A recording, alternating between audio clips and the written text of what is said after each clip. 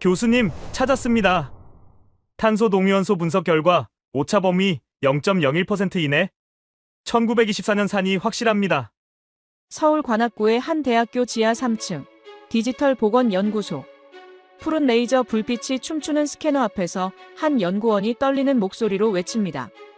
백발이 성성한 한국인 노 교수가 안경을 고쳤으며 모니터 앞으로 다가갑니다. 육안으로는 그저 검게 타버린 잿더미처럼 보이는 종이 뭉치. 하지만 한국의 최첨단 다중 분광 기술이 훑고 지나간 자리에는 100년 전 어느 독립투사가 피로 쓴 절규가 붉게 되살아나고 있습니다. 알렉세이 선생님, 보십시오. 당신의 조국, 그 독재자들이 50년 동안 태우고 찢고 땅에 묻어버리려 했던 진실이 대한민국 서울에서 다시 숨을 쉬기 시작했습니다. 그 한마디에 노인은 짐승 같은 울음을 토해내며 바닥으로 무너져 내립니다. 그는 평범한 노인이 아닙니다. 자국의 역사 왜곡에 맞서 소지하는 것만으로도 직결 처형감이 되는 저주받은 금서를 가슴에 품고 지구 반바퀴를 돌아온 망명자입니다. 전 세계 그 어떤 강대국도 유수의 박물관들도 외교적 마찰을 두려워해 문전박대했던 그 위험한 유산을 오직 대한민국만이 받아주었습니다. 도대체 이 낡은 책 안에는 어떤 비밀이 숨겨져 있는 걸까요? 왜 제3국의 독재자는 이 책을 없애기 위해 암살자까지 한국으로 급파했을까요? 그리고 한국의 평범한 대학생들과 시민들은 어떻게 이 노인을 지켜내며 전 세계를 뒤흔들 기적을 만들어냈을까요? 지금부터 들려드릴 이야기는 거짓과 폭력에 맞선 용기, 그리고 국경을 초월하여 진실을 지켜낸 뜨거운 인류애에 관한 기록입니다. 구독과 좋아요는 진실을 알리는 큰 힘이 됩니다. 제 이름은 알렉세이 페트로비치. 흑해의 거친 파도가 몰아치는 동유럽의 작은 나라, 비국에서 45년간 고문서 관리인으로 살아온 늙은이입니다. 잉크 냄새와 먼지 구덩이 속에서 평생을 보낸 제가 난생 처음 비행기라는 거대한 쇳덩어리에 몸을 싣고 8000km나 떨어진 낯선 땅. 대한민국에 오게 된 것은 우연이 아닌 운명이었습니다. 지금 창밖으로 보이는 인천 앞바다의 검은 물결을 내려다보며 저는 떨리는 손으로 가슴에 품은 낡은 가죽 가방을 다시 한번 움켜쥐었습니다. 이 가방 안에는 제 목숨보다, 아니 제 조국의 운명보다 무거운 진실이 잠들어 있기 때문입니다. 모든 것은 3주 전 비바람이 몰아치던 어느 늦은 밤 국립도서관 지하 수장고에서 시작되었습니다. 제 조국은 지난 반세기 동안 군사 정권의 철권 통치 아래 신음해왔습니다. 그들은 자신들의 쿠데타를 정당화하기 위해 교과서를 다시 쓰고 자신들의 입맛에 맞지 않는 역사책들을 불온서적으로 규정해 무자비하게 소각해왔습니다. 저는 역사정화위원회라는 허울 좋은 이름의 검열관들이 내려보낸 폐기 목록에 따라 우리 민족의 혼이 담긴 책들을 불태우는 하수인 노릇을 하며 살아왔습니다. 겉으로는 순종적인 사서였지만 제 영혼은 매일 밤 죄책감이라는 불길 속에 타들어가고 있었습니다. 그날도 저는 소각장으로 보낼 책들을 분류하고 있었습니다. 습기 찬 지하 창고 구석, 쥐들이 갉아먹은 책장 뒤편에서 곰팡이 쓴 가죽 표지의 책 한 권이 툭 하고 떨어졌습니다. 목록에도 없는 책이었습니다. 호기심에 떨리는 손으로 책장을 넘긴 순간 저는 숨이 멎는 것 같았습니다. 그것은 단순한 책이 아니었습니다. 100년 전 우리 민족이 가장 사랑했지만 현 정권에 의해 테러리스트로 낙인 찍혀 기록이 말살된 저항 시인 이반의 친필 비망록이었습니다. 더욱 충격적인 것은 그 비망록 사이에 끼워져 있던 빛바랜 사진 한 장과 메모였습니다. 거기에는 현 독재자의 조부가 사실은 독립운동가를 밀고하고 학살을 주도했던 첩자였다는 결정적인 증거가 담겨 있었습니다. 손이 사시나무처럼 떨렸습니다. 이 책이 세상에 공개된다면 정권의 뿌리가 흔들릴 것입니다. 반대로 발각된다면 저는 그 즉시 쥐도 새도 모르게 사라질 것입니다. 공포가 엄습했습니다. 다 태워버릴까? 못 본 척 덮어버릴까? 수백 번 갈등했습니다. 하지만 사서로서, 역사를 기록하는 자로서의 마지막 양심이 저를 붙잡았습니다. 이것을 태운다면 나는 영원히 역사의 죄인으로 남을 것이다. 저는 그날부터 이 책을 살릴 방법을 미친 듯이 찾았습니다. 서방의 유명한 박물관, 대학, 인권단체들의 암호화된 이메일을 보냈습니다. 하지만 돌아오는 대답은 절망적이었습니다. 귀국의 정치적 상황이 민감하여 개입하기 어렵다. 원본의 진위가 불확실하여 보관만 해주겠다는 식의 무책임한 답변들 뿐이었습니다.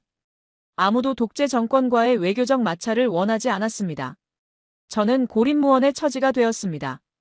그러던 어느 날 새벽 잠 못 이루고 인터넷을 뒤지던 제 알고리즘에 낯선 언어의 영상 하나가 떴습니다. 호기심에 클릭한 그 영상은 제게 신선한 충격을 주었습니다. 한국의 역사학자들이 모여 삼국사기와 삼국유사, 화랑세기 같은 고대 사료들을 두고 토론하는 내용이었습니다. 이 기록이 위서, 가짜냐, 정사, 진짜냐를 따지는 싸움은 의미가 없습니다. 중요한 것은 교차 검증입니다. 텍스트 안에 숨겨진 행간을 읽고 고고학적 증거와 과학적 분석을 통해 끊임없이 의심하고 검증하는 것, 그것이 역사를 대하는 우리의 자세입니다. 영상을 보는 내내 제 가슴은 쿵쿵 뛰었습니다. 한국의 학자들은 단순히 권력자가 쓴 기록을 맹신하지 않았습니다. 그들은 끊임없이 질문하고 과학적인 방법으로 진실을 파헤치고 있었습니다. 특히 제 눈을 사로잡은 것은 한국이 보유한 세계적인 수준의 디지털 복원 기술과 기록 문화유산에 대한 자부심이었습니다. 이 나라다. 기록을 목숨처럼 여기고 불의에 항거해 민주주의를 쟁취한 역사를 가진 대한민국이라면 내 조국의 짓밟힌 역사도 외면하지 않을 것이다. 저는 그 길로 전 재산을 털어 한국행편도 티켓을 끊었습니다. 출국 심사대에서의 그 숨막히던 긴장감이란. 공항 검색대 직원이 제 가방을 훑어볼 때마다 심장이 터져버릴 것 같았지만 저는 낡은 전공 서적들 사이에 비망록을 교묘하게 숨겨 무사히 비행기에 오를 수 있었습니다. 11시간의 비행 끝에 도착한 인천국제공항. 비행기 문이 열리고 연결 통로를 걸어 나올 때 마주한 한국의 공기는 차갑지만 상쾌했습니다. 하지만 감탄할 겨를도 없이 저는 잔뜩 위축되어 있었습니다. 제 조국의 공항처럼 곳곳에 무장 군인들이 서 있고 위압적인 분위기일 거라 예상했기 때문입니다. 하지만 인천공항은 달랐습니다. 대리석 바닥은 거울처럼 빛났고 천장은 하늘처럼 높았습니다. 무엇보다 놀라운 것은 사람들의 표정이었습니다. 제복을 입은 직원들조차 미소를 띠고 있었고 곳곳에 설치된 안내 로봇들이 부드럽게 움직이며 여행객들을 돕고 있었습니다. 입국 심사대 앞에 섰습니다. 젊은 심사관이 제 여권을 받아들었습니다. 저는 혹시라도 인터폴 수배가 내려졌을까봐 식은땀을 흘리며 바지춤을 꽉 쥐었습니다. 심사관은 모니터와 제 얼굴을 번갈아 보더니 이내 쿵 하고 도장을 찍어주었습니다. 그리고 유창한 영어로 한마디를 건넸습니다. Welcome to Korea, sir. Enjoy your stay. 한국에 오신 걸 환영합니다. 즐거운 시간 되세요. 그 짧은 인사말, 그리고 경계심 없는 따뜻한 눈빛. 저는 그제야 참았던 숨을 몰아쉬며 다리가 풀릴 뻔했습니다. 범죄자가 아닌 환영받는 손님으로 대우받는다는 것이 이토록 눈물 나는 일인 줄 미처 몰랐습니다. 공항 밖으로 나오자 화려한 네온사인이 저를 반겼습니다. 택시 승강장에서 만난 기사님은 제가 내민 꼬깃꼬깃한 메모지 서울의 한 대학교 주소를 보더니 고개를 끄덕였습니다. 아, 서울대학교. 오케이, 렛츠고.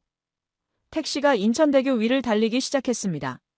창밖으로 펼쳐진 바다 위를 가로지르는 거대한 다리의 불빛들은 마치 저를 미래로 안내하는 활주로처럼 보였습니다.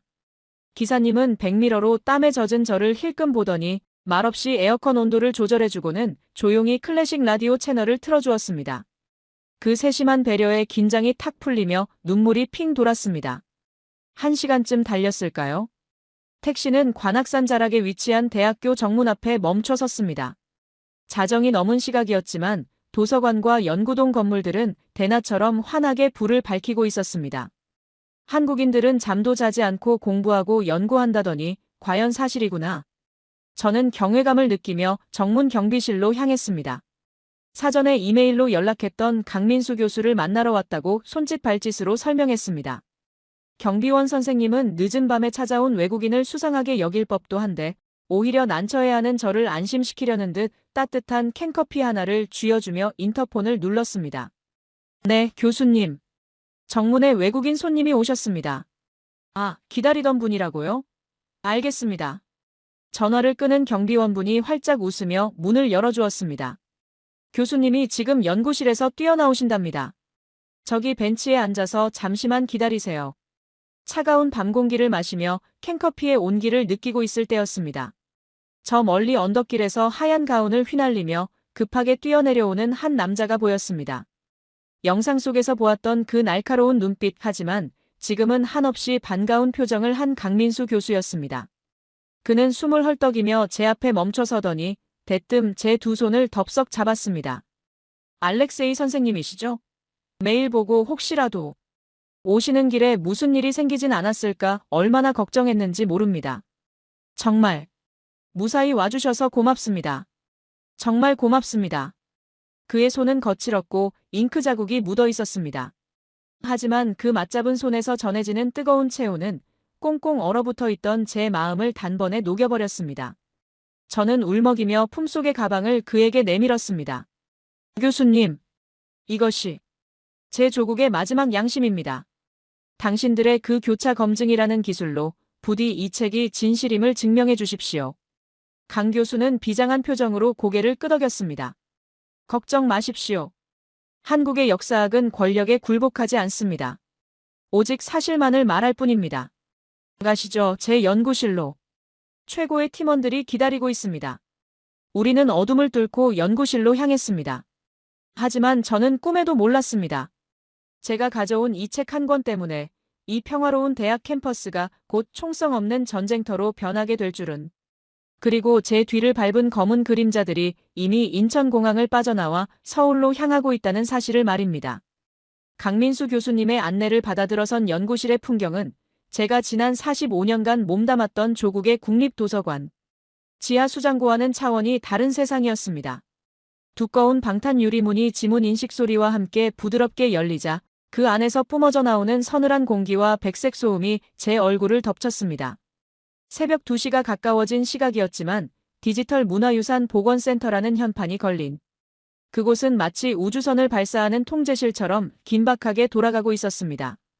벽면을 가득 채운 대형 스크린에서는 복잡한 3D 데이터들이 쉴 새 없이 흘러갔고 수십 명의 연구원이 모니터 불빛에 얼굴을 파묻은 채 고대 문자의 파편들과 씨름하고 있었습니다. 곰팡이 냄새와 정적만이 감돌던 제 일터가 과거의 무덤이었다면 이곳은 죽은 기록조차 과학의 힘으로 소생시키는 미래의 응급실 같았습니다. 교수님은 멍하니 서 있는 저를 연구실 정중앙에 위치한 특수 작업 테이블로 안내했습니다. 알렉세이 선생님, 이곳은 항온항습 시스템이 24시간 가동되는 무균실입니다. 안심하고 짐을 푸셔도 됩니다. 그분의 확신에 찬 목소리에 저는 떨리는 손으로 가슴에 품고 있던 낡은 가죽 가방의 지퍼를 열었습니다. 치익하는 지퍼 소리가 유난히 크게 울려 퍼지자 주변에서 타닥타닥 키보드를 두드리던 연구원들의 손길이 일제히 멈추고 모든 시선이 집중되었습니다. 저는 마치 갓난아기를 다루듯 셔츠와 수건으로 겹겹이 싸매두었던 그 금서를 꺼내 테이블 위에 조심스럽게 올려놓았습니다. 형광등 불빛 아래 드러난 책의 몰골은 처참했습니다. 습기를 머금어 검게 변색된 표지는 손만 대면 바스라질 것 같았고 종이들은 서로 엉겨붙어 하나의 딱딱한 돌덩이처럼 굳어 있었습니다. 제 조국의 독재 정권이 이 책을 불온서적으로 지정하고 습기찬 지하 갱도의 방치에 썩게 만들었던 세월의 흔적이 역력했습니다. 연구원들 사이에서 탄식이 흘러나왔습니다.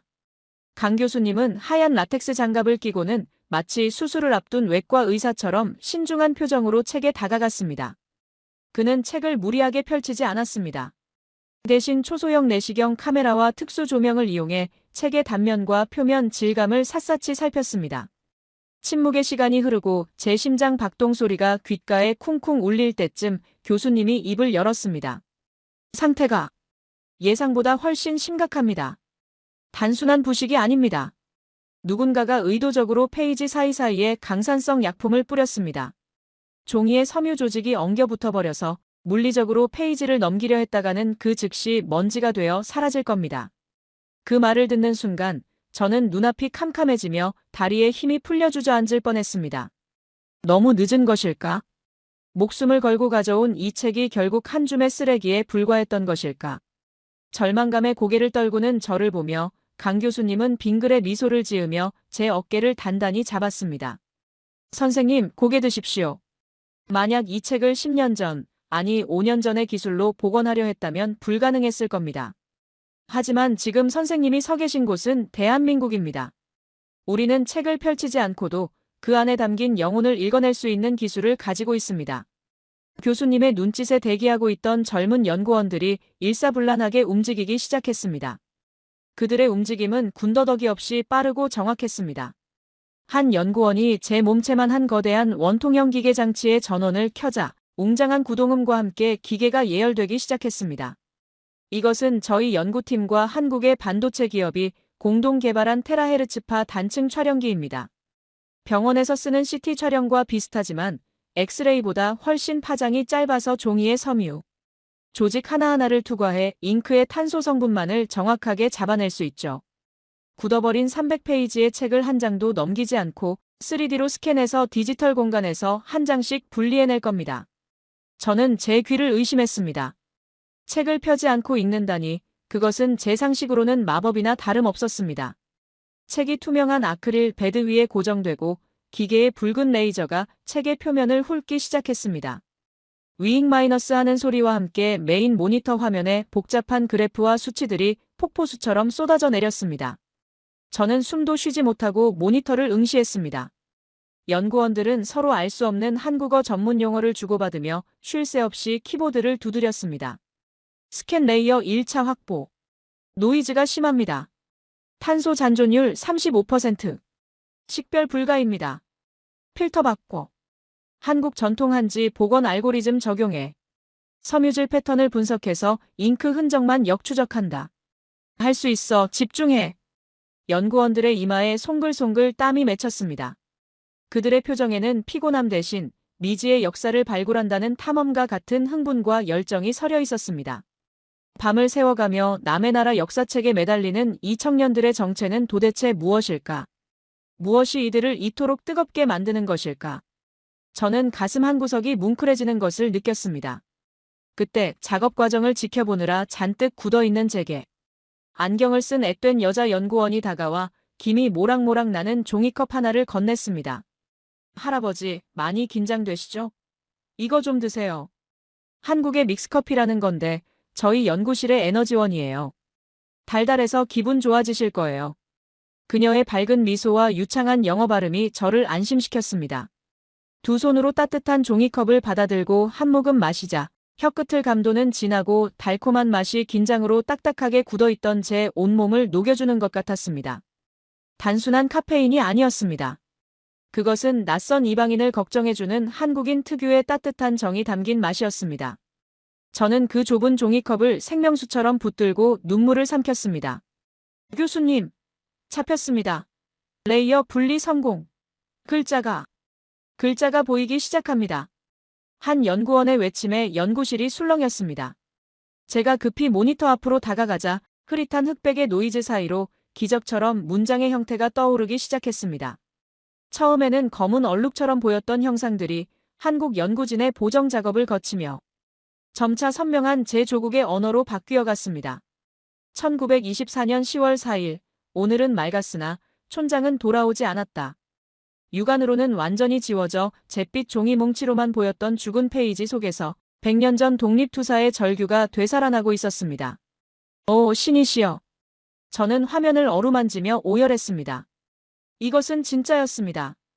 독재 정권이 그토록 감추려 했던 학살의 기록, 그 서막이 열리는 순간이었습니다. 연구원들도 벅찬 표정으로 서로 하이파이브를 하며 환호했습니다. 강 교수님도 안경을 벗어 눈물을 닦으셨습니다. 하지만 감동의 순간도 잠시 화면을 정밀 분석하던 강 교수님의 표정이 급격히 굳어졌습니다. 그는 모니터 속의 특정 부분을 확대하며 미간을 찌푸렸습니다. 잠깐만. 이게 뭐지? 김연구원, 스펙트럼 채널 돌려봐. 단순한 일기가 아니야. 글자 밑에 또 다른 글자가 숨겨져 있어. 교수님의 손가락이 가리키는 곳을 자세히 들여다보니 검은색 잉크로 쓰인 일기 내용 아래에 사람의 눈으로는 절대 볼 수 없는 미세한 파장의 붉은 흔적이 겹쳐져 있는 것이 보였습니다. 마치 누군가 평범한 일기 내용으로 위장하여 그 밑에 진짜 메시지를 숨긴 이중 암호 같았습니다. 이건 팔림세스트 기법의 변형입니다. 저항 시인 이반은 혹시 모를 압수수색에 대비해 특수 용액으로 먼저 글을 쓰고 그 위에 먹물로 일기를 더 쓴 겁니다. 보통의 스캐너로는 절대 잡히지 않지만 저희 장비는 잉크의 화학적 성분 차이를 나노단위까지 분석해내죠. 강 교수는 흥분을 감추지 못하고 목소리를 높였습니다. 전원 비상대기. 적외선 필터 제거하고 700나노미터 대역 다중 분광 촬영 시작해. 밑에 깔린 붉은 글씨. 그게 진짜다. 이 책, 우리가 생각했던 것보다 훨씬 더 위험하고 거대한 비밀을 품고 있어. 연구실의 공기가 순식간에 바뀌었습니다. 조금 전까지의 안도감은 사라지고 팽팽한 긴장감이 감돌았습니다. 이것은 단순한 역사복원이 아니었습니다. 100년 전의 독립투사가 미래의 후손에게 남긴 목숨건. 수수께끼를 21세기의 한국 과학자들이 풀어내야 하는 시공간을 초월한 공조수사였습니다. 그 시각, 서울 강남의 한 고급 호텔 스위트룸. 창밖으로 화려한 서울의 야경이 내려다 보이는 어두운 방 안에서 검은 정장을 입은 건장한 사내 2명이 짐을 풀고 있었습니다. 그들의 손목에는 뱀 문신이 새겨져 있었고 침대 위에는 분해된 소음기 권총과 도청 장치들이 늘어져 있었습니다. 제 조국의 악명 높은 비밀경찰, 코드명 검은 늑대들이었습니다. 팀장님, 타깃의 위치가 확인되었습니다. 관악구 S대학교 연구동 지하 3층. 놈이 접속한 서버의 IP를 역추적했습니다. 노트북을 두드리던 요원이 차가운 목소리로 보고했습니다. 창가에 서서 담배를 피우던 팀장이 연기를 내뿜으며 비릿한 웃음을 흘렸습니다. 쥐새끼가 숨어 들어간 곳이 하필이면 대학교라니. 공부나 하는 샌님들이 지키는 곳이라면 식은 죽 먹기겠군. 오늘 밤 안으로 끝낸다. 책은 회수하고 늙은이는 사고사로 위장해서 처리해. 그는 담배꽁초를 바닥에 비벼 끄며 덧붙였습니다. 한국이 치안이 좋다고 떠들어대지만 우리 늑대들의 이빨을 피할 순 없을 거다. 가자, 사냥을 시작하지. 호텔방을 나서는 그들의 등 뒤로 서울의 밤하늘에는 불길한 먹구름이 몰려오고 있었습니다. 한국의 연구실에서는 진실이 깨어나고 있었고 그 진실을 덮으려는 어둠의 세력은 이미 턱 밑까지 추격해오고 있었습니다. 과연 우리는 이 밤을 무사히 넘길 수 있을까요? 모니터 화면을 가득 채운 것은 검은색 먹물이 아니었습니다. 그것은 100년이라는 시간을 건너뛰어 비로소 세상 밖으로 터져나온 선혈처럼 붉은 진실의 핏물이었습니다. 한국 연구진이 개발한 다중 분광 이미징 기술이 700나노미터 파장으로 겹쳐진 잉크를 분리해내자 독재 정권이 그토록 감추고 싶어 했던 역사의 민낯이 적나라하게 드러났습니다. 이건 좌표입니다. 모니터를 뚫어지라 쳐다보던 한 연구원이 떨리는 목소리로 해독된 문장을 읽어내려갔습니다. 1924년 11월 7일. 북위 43도 12분, 동경 41도. 폐광된 제3수직 갱도. 우리는 이곳에 묻힌다. 우리를 쏜 자는 적군이 아니다. 우리를 구하러 온다던 구국의 영웅 그였다. 그리고 그 마지막 문장 아래 학살을 지시하고 확인한 자의 서명이 선명하게 남아 있었습니다. 그 이름은 다름 아닌 현재 제 조국을 통치하고 있는 독재자의 할아버지. 우리가 교과서에서 건국의 아버지라고 배우며 광장마다 동상을 세워 숭배했던 바로 그 인물이었습니다. 그는 영웅이 아니었습니다. 자신의 정치적 입지를 위해 독립군 동지 3,000명을 폐광에 몰아넣고 입구를 폭파해 생매장시킨 끔찍한 학살자였습니다. 으아! 제 입에서 짐승 같은 비명이 터져나왔습니다. 무릎이 꺾이며 차가운 연구실 바닥으로 무너져 내렸습니다. 평생을 진실이라고 믿어왔던 국가의 근간이 사실은 수천 명의 원혼 위에 세워진 거짓의 탑이었다니. 내가 그동안 찬양하고 보존해왔던 역사책들이 모두 살인자의 변명에 불과했다니. 배신감과 충격, 그리고 억울하게 죽어간 이들에 대한 죄스러움에 저는 가슴을 주먹으로 치며 오열했습니다. 연구실의 공기는 납처럼 무겁게 가라앉았습니다. 타닥거리던 키보드 소리도 멈췄습니다. 한국의 젊은 연구원들은 모니터와 저를 번갈아 보며 침통한 표정을 지었습니다. 그들 역시 식민 지배와 전쟁, 그리고 독재에 맞서 싸운 아픈 역사를 가진 민족이기에 타국에서 온 늙은이가 느끼는 이 처절한 고통을 누구보다 깊이 공감하고 있는 듯 했습니다. 그때였습니다. 제 어깨 위로 묵직하고 따뜻한 손길이 느껴졌습니다. 고개를 드니 강민수 교수님이 붉어진 눈시울로 저를 내려다보고 계셨습니다. 그는 학자로서의 냉철함을 유지하려 애쓰면서도 인간으로서의 뜨거운 연민을 감추지 못했습니다. 알렉세이 선생님, 우십시오. 마음껏 우셔도 됩니다. 하지만 절망하지는 마십시오. 놈들은 이 진실을 땅속 깊은 갱도에 묻고 콘크리트를 부어 영원히 은폐했다고 믿었겠지만 그들은 한 가지 실수를 했습니다. 바로 기록의 힘을, 그리고 그 기록을 지키려는 사람의 의지를 과소평가한 것입니다. 교수님은 저를 부축해 의자에 앉히며 단호하게 말했습니다. 대한민국의 역사학자로서 제 명예를 걸고 약속합니다. 이 핏빛 증거 단 한 글자도 훼손되지 않게 완벽하게 복원해서 전 세계에 공표하겠습니다. 놈들이 아무리 권력으로 덮으려 해도 과학이 밝혀낸 진실까지 덮을 수는 없습니다. 그 위로의 말이 채 끝나기도 전이었습니다. 갑자기 연구실에 평온하던 백색 조명이 꺼지고 붉은색 비상등이 요란하게 돌아가기 시작했습니다. 엥, 엥, 엥. 귀를 찢는 듯한 사이렌 소리와 함께 벽면의 대형 스크린에 경고 메시지가 떴습니다. 워닝, 외부 접속 시도 감지, 도스 공격 발생, 방화벽 침입 경보. 교수님, 비상입니다. 서버 트래픽이 폭주하고 있습니다. 초당 50GB 규모의 패킷이 쏟아지고 있습니다. 메인 서버를 관리하던 수석 연구원이 다급하게 소리쳤습니다. 방화벽 1차 저지선이 뚫렸습니다. 놈들이 메인 데이터베이스를 삭제하려고 시도 중입니다. IP 우회 경로를 보니 동유럽. 선생님의 조국 쪽입니다. 이건 개인이 아닙니다. 군대 조직 수준의 총공세입니다. 저는 공포에 질려 입을 다물지 못했습니다. 설마 벌써? 호텔에 숨어든 검은 늑대들이 물리적인 습격전에 먼저 사이버 공격을 감행한 것입니다. 제가 가져온 증거를 물리적으로 빼앗기 힘들다면 원격으로 데이터를 파괴해버리겠다는 악랄한 심산이었습니다. 기껏 찾아낸 진실이 한국까지 와서 밝혀낸 이 모든 증거가 저들의 엔터키 한 번으로 0과 1의 전자신호로 흩어져 사라질 위기에 처한 것입니다. 안 돼. 안 돼. 멈춰주세요. 제발. 저는 모니터를 부여잡고 절규했습니다. 제 조국은 해킹 부대로 악명이 높은 나라였습니다. 그들이 마음만 먹으면 한 나라의 은행, 전산망도 마비시킨다는 소문을 익히 들어 알고 있었기에 절망감은 더욱 컸습니다. 하지만 그때 당황할 줄 알았던 강 교수님의 입가에 서늘한 미소가 스쳐 지나갔습니다. 그는 마이크를 잡고 침착하지만 위험 있는 목소리로 연구실 전체에 명령을 내렸습니다. 당황하지 마라. 상대가 번지수를 잘못 찾았군. 여기는 전 세계에서 인터넷 인프라가 가장 강력하고 보안 관제 시스템이 가장 촘촘하게 짜여 있는 대한민국이다. 게다가 우리 대학 전산망은 국가정보원과 연동된 가급 보안 시설이다.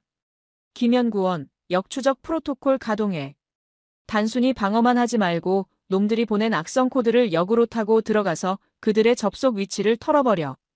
그 순간 저는 한국이라는 나라가 가진 진짜 저력을 목격했습니다.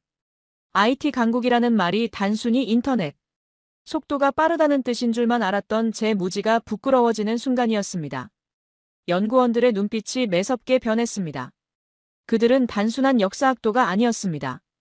방대한 고문서를 디지털화하고 빅데이터를 분석하는 과정에서 필연적으로 고도의 프로그래밍 기술과 보안 능력을 갖춘 융합형 인재들이었던 것입니다. 타다다닥, 타닥, 타닥. 연구실을 가득 메우는 키보드 소리는 마치 기관총 소리처럼 맹렬했습니다. 수십 명의 연구원이 만들어내는 탁건음은 하나의 거대한 교향곡 같았습니다. 그들의 손가락은 보이지 않을 정도로 빨랐습니다. 어릴 때부터 고성능 컴퓨터와 친숙하게 자라온 한국 청년들의 피지컬은 제 조국의 해커들이 감히 상상할 수 없는 경지였습니다. 방어벽 2차, 3차 라인. 재구축 완료. 놈들의 트래픽을 가상 서버인 허니팟으로 유인했습니다. 지금 놈들은 텅 빈 껍데기 서버를 공격하면서 데이터를 지우고 있다고 착각하고 있을 겁니다. 한 남자 연구원이 승리의 미소를 지으며 외쳤습니다. 곧이어 안경을 쓴 여자 연구원이 화면을 가리키며 보고했습니다. 역추적 성공했습니다. 예상대로입니다. 선생님의 조국수도 정보국 본청 지하 벙커의 고정 IP가 확인되었습니다. 그리고 서울 강남구의 한 호텔 와이파이 신호도 잡혔습니다. 놈들의 현장 요원이 한국에 들어와 있군요. 상황은 단 10분 만에 종료되었습니다. 제 조국의 최정예 사이버 부대가 한국의 대학원생들에게 처참하게 패배하고 물러난 것입니다. 경보음이 멈추고 다시 평온한 백색 조명이 들어오자 연구실 곳곳에서 안도의 한숨과 함께 환호성이 터져나왔습니다. 강 교수님은 땀에 젖은 이마를 닦으며 제게 다가왔습니다. 놀라게 해드려 죄송합니다, 선생님. 하지만 걱정 마십시오. 원본 데이터는 이미 공격 시작과 동시에 물리적으로 네트워크가 차단된 콜드 스토리지에 백업되었습니다. 그리고 혹시 몰라 클라우드를 통해 미 국회 도서관과 유네스코 서버에 분산 저장해 두었으니 이제 그 어떤 해커도 심지어 신이라 해도 이 기록을 지울 수는 없습니다. 그는 안경을 벗어 닦으며 덧붙였습니다. 한국 속담에 뛰는 놈 위에 나는 놈 있다는 말이 있습니다. 그들이 정보를 통제하려 뛸 때 대한민국은 이미 정보를 지키기 위해 날고 있었습니다. 새벽 4시 30분. 창밖이 푸르스름하게 밝아오고 있었습니다. 밤새 계속된 복원 작업과 해킹 방어전으로 모두가 녹초가 되었을 법도 한데 이상하게도 연구원들의 얼굴에는 생기가 돌았습니다. 그때 연구실 문이 열리며 구수한 냄새가 진동했습니다. 교수님, 야식 겸 아침 식사 도착했습니다. 학교 앞 24시간 국밥집에서 제일 맛있는 수육국밥으로 포장해왔습니다. 배달통을 든 청년이 활기차게 들어왔습니다. 긴장이 풀리자 급격한 허기가 몰려왔습니다. 교수님은 저를 테이블로 이끌었습니다. 알렉세이 선생님, 한국에서는 큰일을 치르고 나거나 몸과 마음이 지쳤을 때 꼭 뜨끈한 국밥을 먹습니다. 텅 빈 속을 따뜻하게 채워야 앞으로 닥칠 더 큰 싸움도 이겨낼 수 있으니까요. 김이 모락모락 나는 뚝배기 그릇을 받아들었습니다. 뽀얀 사골 국물 속에 부드러운 고기와 밥이 가득 담겨 있었고 붉은 양념장과 깍두기가 곁들여져 있었습니다. 숟가락으로 국물을 떠넘기는 순간 얼어붙었던 제 몸과 마음이 거짓말처럼 녹아내렸습니다. 그것은 단순한 음식이 아니었습니다. 낯선 이방인의 위험을 기꺼이 자신의 위험으로 받아들이고 밤새워 지켜준 이들의 따뜻한 마음이 응축된 위로의 맛이자 연대의 맛이었습니다. 맛있습니다. 정말 맛있습니다. 제가 국밥 그릇에 눈물을 뚝뚝 흘리며 숟가락질을 멈출 수 없자 맞은편에 앉은 젊은 연구원이 자신의 깍두기 그릇을 제 쪽으로 밀어주며 말했습니다. 많이 드세요. 한국인은 밥심으로 산다고 하잖아요. 이제 선생님도 우리 식구니까 든든하게 드시고 힘내세요. 식구. 밥을 같이 먹는 입이라는 뜻. 평생을 독재의 감시 아래서 가족조차 믿지 못하고 외롭게 살아온 제게 지구 반대편의 낯선 청년들이 건넨 그 한마디는 제 인생에서 가장 따뜻한 훈장이었습니다. 하지만 우리는 아직 안심할 수 없었습니다. 해킹 공격이 실패로 돌아갔다는 것은 호텔에 숨어있는 검은 늑대들이 이제 최후의 수단, 즉 물리적인 암살과 탈취를 시도할 것이라는 명백한 신호였기 때문입니다. 그리고 몇 시간 뒤 제가 연구실의 답답함을 이기지 못하고 잠시 바람을 쐬러 나갔을 때 저는 한국의 또 다른 놀라운 모습을 목격하게 됩니다. 그것은 첨단 기술이나 맛있는 음식이 아닌 불의를 보면 참지 못하는 평범한 시민들의 위대한 용기였습니다. 해킹 방어전이 끝난 후 연구실은 폭풍이 휩쓸고 지나간 듯한 고요함에 잠겼습니다. 연구원들은 하나둘씩 의자를 붙이거나 간이 침대에 몸을 누인 채 쪽잠에 빠져들었습니다. 그들의 고른 숨소리는 마치 전투를 마친 병사들의 휴식처럼 들렸습니다. 저는 잠이 오지 않았습니다. 벽에 걸린 시계를 보니 오전 11시가 지나고 있었습니다. 밤새 저를 위해 헌신해준 이 청년들에게 그리고 강 교수님에게 제가 할 수 있는 보답이 무엇일까 고민했습니다. 문득 아까 여학생이 건네주었던 달콤한 믹스커피가 떠올랐습니다. 그래, 한국 사람들은 피곤할 때 단 것을 먹는다고 했지. 저는 조심스럽게 자리에서 일어나 지갑을 챙겼습니다. 연구실 밖은 위험할 수도 있었지만 대학 캠퍼스 안은 CCTV가 사각지대 없이 설치되어 있어 안전하다는 교수님의 말씀이 생각났습니다. 그리고 무엇보다 저 때문에 고생하는 이들에게 따뜻한 빵과 초콜릿이라도 한가득 안겨주고 싶은 마음이 두려움을 앞섰습니다. 저는 연구원들이 깰세라 살금살금 문을 열고 지상으로 향하는 엘리베이터 버튼을 눌렀습니다. 지상으로 나오자 가을의 따사로운 햇살이 눈부시게 쏟아졌습니다. 캠퍼스는 평화 그 자체였습니다. 전공 서적을 가슴에 품고 웃으며 지나가는 학생들, 벤치에 앉아 도시락을 먹는 연인들. 불과 몇 시간 전 지하에서 사이버 전쟁을 치렀다는 사실이 믿기지 않을 정도로 평온한 풍경이었습니다. 저는 교내 편의점에 들러 초콜릿과 과자, 음료수를 양손 가득 샀습니다. 묵직한 비닐봉지의 무게가 마치 제 마음의 빚을 덜어주는 것 같아 발걸음이 가벼웠습니다. 다시 연구동으로 돌아가려던 순간이었습니다. 등 뒤에서 서늘한 기운이 감지되었습니다. 그것은 평생을 감시와 도청의 공포 속에서 살아온 사람만이 느낄 수 있는 포식자가 먹잇감을 노릴 때의 살기였습니다. 본능적으로 고개를 돌렸을 때 저는 심장이 쿵 하고 내려앉는 것을 느꼈습니다. 저만치 떨어진 공학관 건물 기둥 뒤에 검은 정장을 입고 선글라스를 낀 건장한 사내 2명이 서 있었습니다. 그들은 한국의 대학생들과는 확연히 달랐습니다. 딱딱하게 굳은 어깨, 주변을 경계하는 날카로운 시선, 그리고 무엇보다 그들의 손목에 언뜻 보이는 뱀 문신. 제 조국의 정보국 산하 암살부대, 검은 늑대들이었습니다. 결국 여기까지 왔구나. 그들은 저와 눈이 마주치자마자 숨길 생각도 없다는 듯 천천히 하지만 위압적으로 거리를 좁혀왔습니다. 주변에 학생들이 있었지만 그들은 개의치 않았습니다. 저는 연구동으로 뛰어가려 했지만 이미 한 놈이 퇴로를 차단한 상태였습니다. 이대로 지하 연구실로 도망친다면 놈들을 연구실까지 끌어들이는 꼴이 될 것이고 자고 있는 연구원들까지 위험해질 수 있었습니다. 사람이 많은 곳으로 가야 한다. 보는 눈이 많은 곳으로. 저는 방향을 틀어 정문을 향해 걷기 시작했습니다. 걸음은 점점 빨라져 달리기 시작했고 놈들도 속도를 높여 저를 추격했습니다. 숨이 턱끝까지 차올랐습니다. 정문을 빠져나와 제가 향한 곳은 바로 앞에 지하철역이었습니다. 한국의 지하철은 유동 인구가 많고 CCTV가 많기로 유명했으니까요. 에스컬레이터를 타고 지하로 내려가는 그 짧은 시간이 억겁처럼 느껴졌습니다. 승강장에는 다행히 점심시간이라 이동하는 시민들이 꽤 있었습니다. 저는 안도의 한숨을 내쉬며 스크린도어 안전문 앞에 섰습니다. 하지만 놈들은 끈질겼습니다. 어느새 제 양옆으로 다가온 그들이 제 팔을 단단히 움켜쥐었습니다. 어르신, 집에 가셔야죠. 가족들이 기다립니다. 한 놈이 한국어로 하지만 억양이 이상한 말투로 속삭이며 제 옆구리에 딱딱한 물체를 들이댔습니다. 날카로운 흉기였습니다. 소리 지르면 여기 있는 사람들 다 죽여버릴 거야. 조용히 따라와.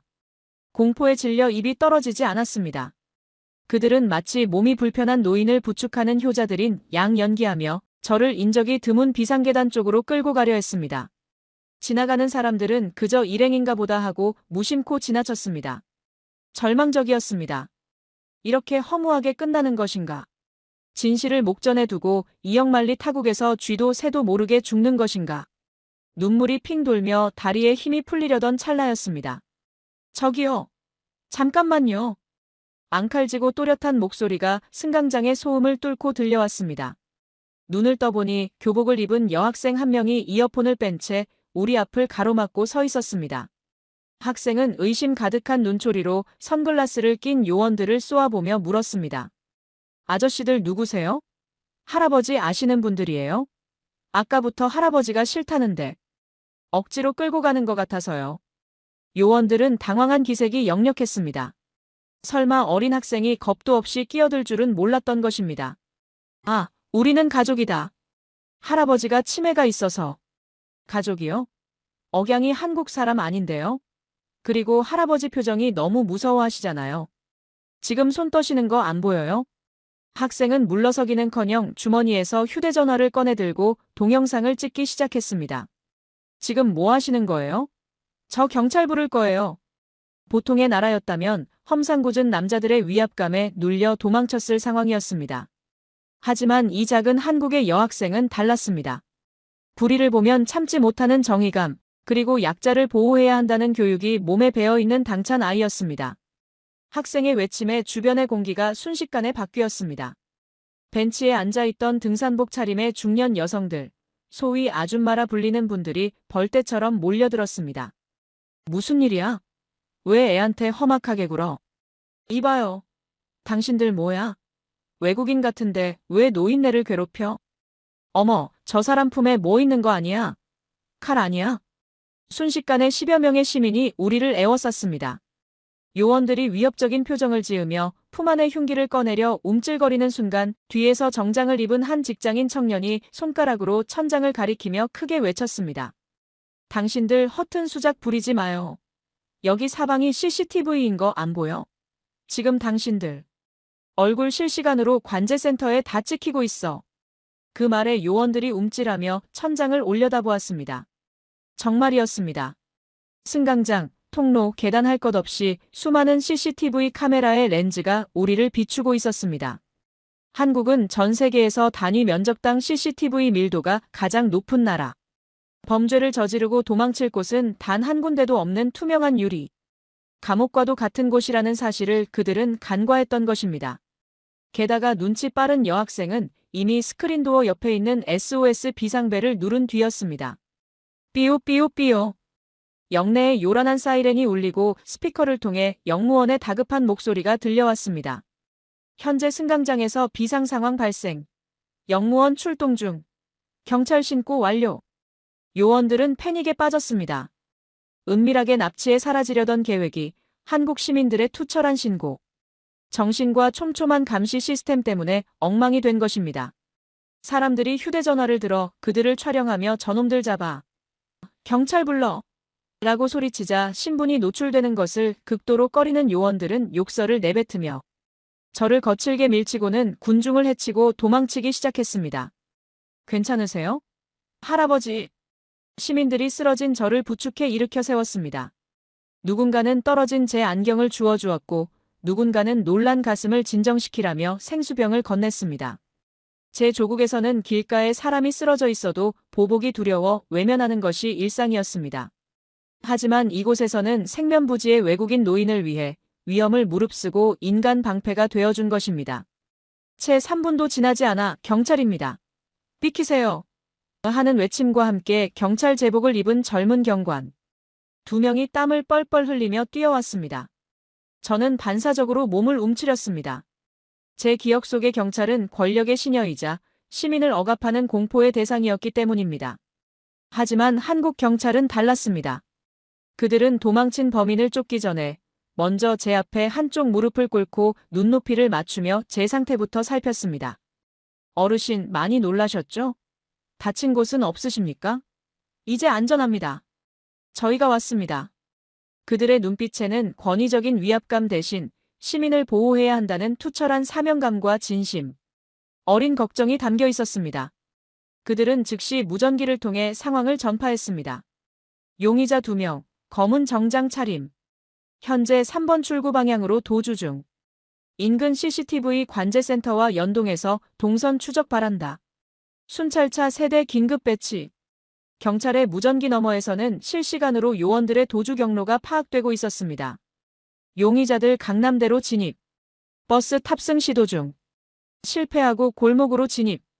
현재 위치 확인됨. 포위망 좁히는 중. 저는 소름이 돋았습니다. 범죄가 발생하는 순간부터 검거 작전까지 시민 영무원 경찰 CCTV 관제센터가 하나의 유기체처럼 빈틈없이 작동하고 있었습니다. 제 조국의 암살자들이 아무리 날고 긴다 해도 이 촘촘한 치안의 그물을 빠져나갈 구멍은 없어 보였습니다. 경찰차를 타고 대학으로 돌아오는 길, 창밖으로 보이는 서울의 거리는 여전히 활기찼습니다. 카페 테이블 위에 노트북과 지갑을 두고 화장실을 다녀와도 아무도 훔쳐가지 않는 나라. 늦은 밤 여성 혼자 골목길을 다녀도 안전한 나라. 이 놀라운 치안은 단순히 경찰력이 강해서가 아니었습니다. 내 이웃의 일은 곧 나의 일이라고 생각하는 시민들의 높은 의식과 서로를 지켜주는 사회적 신뢰가 만들어낸 결과였습니다. 연구실에 도착하자 소식을 들은 강 교수님이 신발도 제대로 신지 못한 채 뛰어나와 저를 끌어안았습니다. 선생님, 죄송합니다. 제가 더 신경 썼어야 했는데. 다치신 데는 없으십니까? 그의 떨리는 목소리에서 진심 어린 안도감이 느껴졌습니다. 저는 고개를 저으며 미소 지었습니다. 아니요, 교수님. 저는 오늘 한국의 또 다른 기적을 보았습니다. 100년 전의 문서를 복원하는 기술보다 더 위대한, 살아있는 사람을 지키는 이 나라의 품격을 말입니다. 그날 저녁 뉴스에는 도심 속 추격전 끝에 외국인 납치 미수범 검거라는 속보가 떴습니다. 시민들이 찍은 제보 영상에는 당당하게 맞서는 여학생과 요원들을 꾸짖는 아주머니들의 모습이 모자이크 처리되어 나오고 있었습니다. 그것은 민주주의가 무엇인지, 시민의식이란 무엇인지를 보여주는 가장 생생한 교과서였습니다. 이제 모든 방해물은 사라졌습니다. 암살 위협조차 한국의 치안 시스템 앞에 무릎 꿇었습니다. 우리는 마침내 전 세계를 향해 마이크를 켤 준비를 마쳤습니다. 제 조국의 독재자는 꿈에도 상상하지 못했을 것입니다. 자신이 보낸 최정예 요원들이 한국의 여고생과 아줌마들에게 쫓겨 쥐구멍으로 숨어들었을 때 서울의 한복판에서는 그의 파멸을 알리는 카운트다운이 시작되고 있었다는 사실을 말입니다. 서울 광화문 프레스센터의 20층 대형 브리핑룸은 전 세계에서 몰려든 외신 기자들로 발 디딜 틈조차 없었습니다. CNN, BBC, 알자지라 등 세계 유수의 방송사 로고가 박힌 카메라 수백 대가 연단을 향해 정조준하고 있었고 터지는 플래시 세례는 마치 쏟아지는 소나기처럼 눈을 뜰 수 없을 지경이었습니다. 불과 일주일 전만 해도 곰팡이 핀 지하실에서 숨죽여 살던 제가 지금 전 세계의 이목이 집중된 이 화려한 무대 한가운데에 앉아있다는 사실이 믿기지 않아 자꾸만 허벅지를 꼬집었습니다. 제 오른쪽에는 강민수 교수님과 연구팀이 비장한 표정으로 앉아있었고 왼쪽에는 저를 구해준 그 용감한 여학생 수진 양과 관할 경찰서장님이 저를 응원하듯 든든하게 자리를 지키고 있었습니다. 그들의 존재가 떨리는 제 어깨를 감싸주는 보이지 않는 갑옷과도 같았습니다. 오전 10시 정각 장례가 정리되고 강민수 교수님이 마이크를 잡았습니다. 안녕하십니까? 오늘 대한민국 서울에서 우리는 100년 전의 낡은 종이 뭉치가 어떻게 현대의 독재 권력을 심판할 수 있는지 그 과학적이고 역사적인 증거를 공개하려 합니다. 교수님의 신호에 따라 단상 뒤편의 초대형 LED 스크린에 연구팀이 밤새 복원해낸 디지털 팔림세스트 영상이 재생되었습니다. 겉으로 보기엔 평범한 농업 일지였던 페이지들이 특수 파장 스캔 기술을 만나 서서히 투명해지고 그 밑에 숨겨져 있던 붉은 핏빛 글씨들이 혈관처럼 선명하게 떠오르는 과정이 초고화질로 시각화되어 나타났습니다. 객석 곳곳에서 오마이갓, 언빌리버블 같은 탄식과 비명이 터져나왔습니다. 그것은 그 어떤 영화의 특수 효과보다도 극적이고 그 어떤 법정 증거보다도 명확한 진실의 부활이었습니다. 보시는 바와 같이 학살 명령서에는 당시 총사령관의 친필, 서명과 직인이 나노 단위까지 선명하게 복원되었습니다. 이는 현재 A국 정권이 주장해온 평화적 진압이 새빨간 거짓말이며 계획된 제노사이드 집단 학살이었음을 증명하는 움직일 수 없는 물적 증거입니다. 강 교수의 단호한 목소리는 통역기를 통해 전 세계로 생중계되었습니다. 날카로운 질문으로 유명한 한서방 기자가 손을 들고 물었습니다. 하지만 A국 정부는 이 데이터가 한국에서 조작되었다고 주장할 겁니다. 이에 대한 반박 증거가 있습니까? 강 교수는 여유있게 미소 지으며 대답했습니다. 좋은 질문입니다.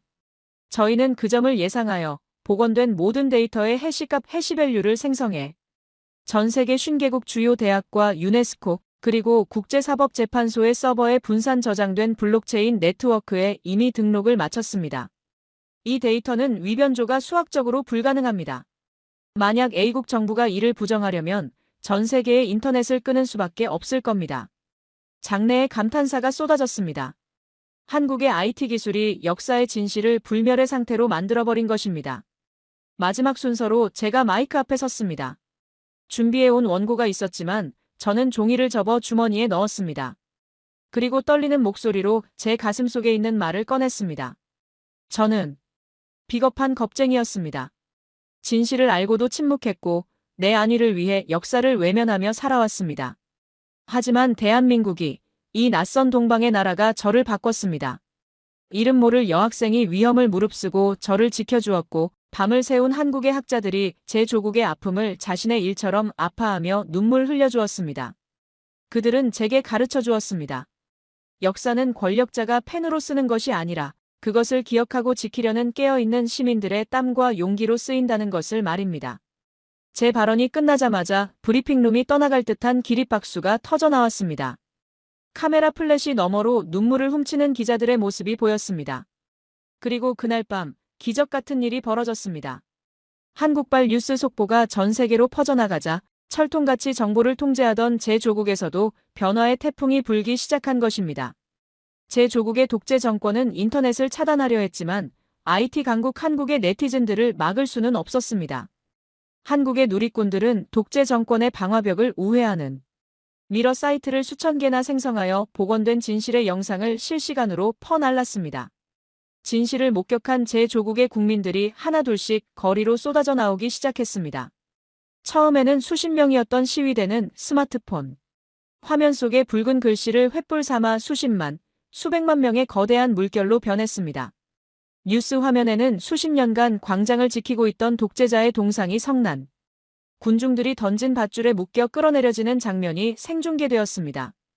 그 밧줄을 당기는 청년들의 손에는 스마트폰이 들려 있었고 그 화면 속에는 한국의 연구실에서 복원된 그날의 진실이 빛나고 있었습니다. 나비의 날개짓이 태풍을 만든다고 했던가요? 서울의 작은 지하 연구실에서 시작된 진실의 날개짓이 8000km 떨어진 지구, 반대편의 거대한 독재 권력을 무너뜨리는 민주주의의 태풍이 된 것입니다. 일주일 후, 저는 조국으로 돌아가는 비행기에 몸을 실었습니다. 이제 저는 더 이상 도망자가 아니었습니다. 새로운 민주정부의 요청을 받아 왜곡된 역사를 바로잡고 교과서를 다시 집필해야 할 막중한 임무를 띈 국가기록원장 자격으로 귀국하는 길이었습니다. 인천공항 출국장에는 강 교수님과 연구원들, 그리고 저를 구해준 수진 학생과 경찰관분들까지 모두 나와 저를 배웅해 주었습니다. 헤어짐의 아쉬움에 눈물을 글썽이는 제 손에 수진 학생이 예쁜 포장지로 싼 쇼핑백 하나를 쥐어주었습니다. 할아버지, 이거 가서 드세요. 믹스커피랑 초코파이예요. 힘들 때마다 드시면서 우리 생각하세요. 그리고 이건 우리 모두가 쓴 편지예요. 연구원들이 롤링페이퍼로 쓴 편지에는 서툰 번역기 말투로 이렇게 적혀 있었습니다. 알렉세이 선생님, 언제든 다시 오세요. 여기는 당신의 두 번째 고향입니다. 역사가 힘들게 할 때면 기억하세요. 당신 뒤에는 언제나 대한민국이, 그리고 우리가 있다는 것을요. 강 교수님은 제 손을 꽉 잡으며 말씀하셨습니다. 선생님, 역사는 과거와의 대화라고 하죠. 하지만 우리는 알았습니다. 역사는 미래를 위한 약속이라는 것을요. 부디 조국에 돌아가셔서 정의로운 역사를 써주십시오.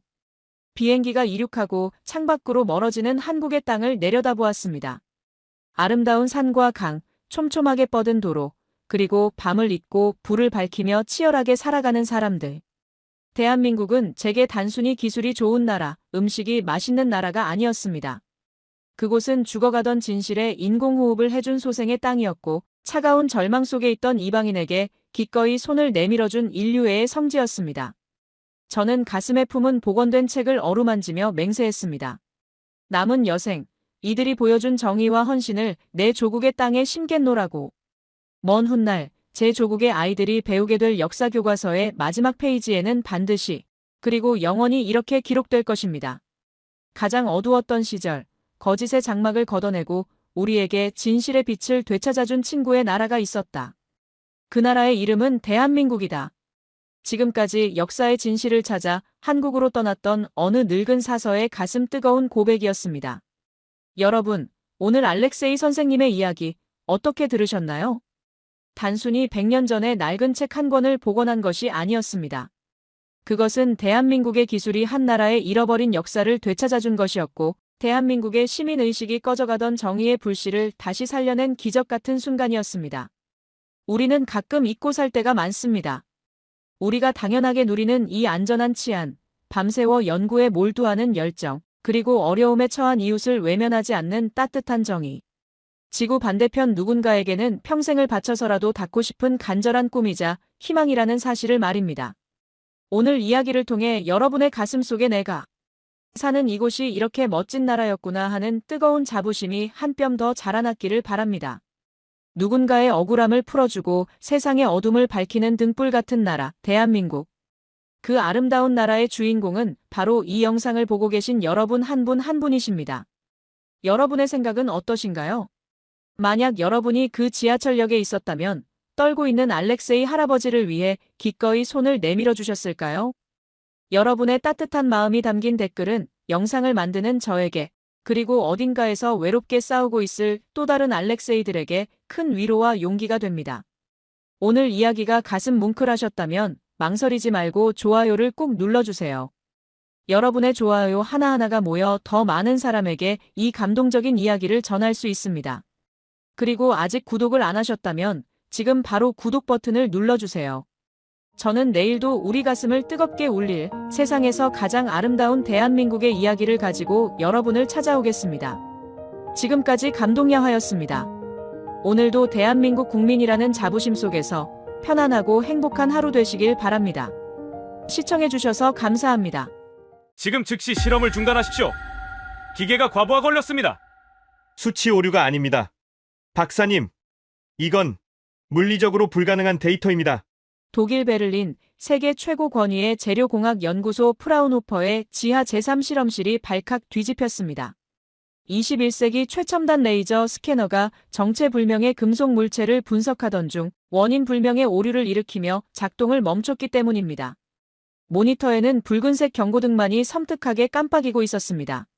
세계 최고의 엔지니어들이 머리를 감싸쥐며 경악한 그 물건. 다이아몬드보다 정교하고 현대의 나노 반도체 공정으로도 흉내낼 수 없다는 판정을 받은 이 물체는 놀랍게도 2400년 전 한반도의 흙 속에서 발굴된 청동 거울이었습니다. 지금 전 세계 고고학계는 패닉 상태입니다. 동양의 작은 반도 국가에 고대 로마보다 앞선 하이테크 문명이 존재했다라는 가설을 넘어 충격적인 현실로 증명되고 있기 때문입니다.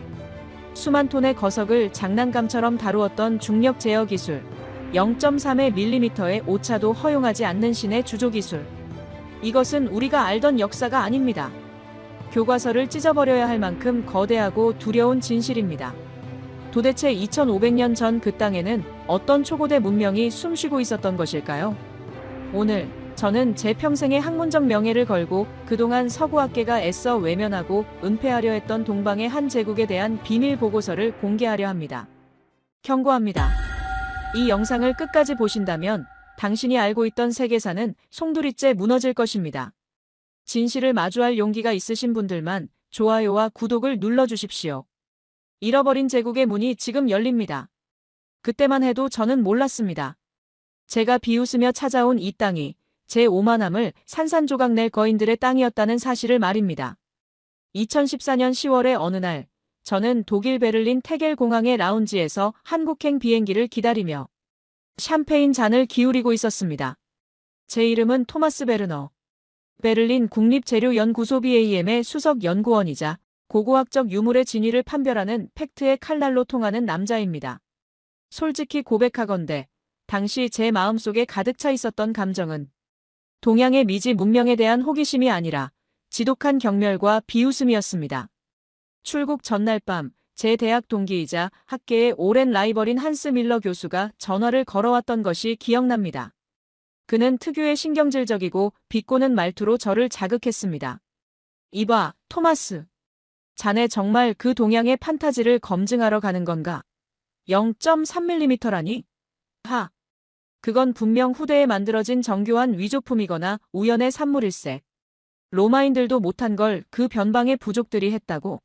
자네가 거기 가서 그건 가짜입니다 라고 말하는 순간 그 나라 사람들은 자네를 잡아먹으려 들걸? 자네의 그 고고한 명성이 진흙탕에 구르게 될까봐 친구로서 걱정되는군.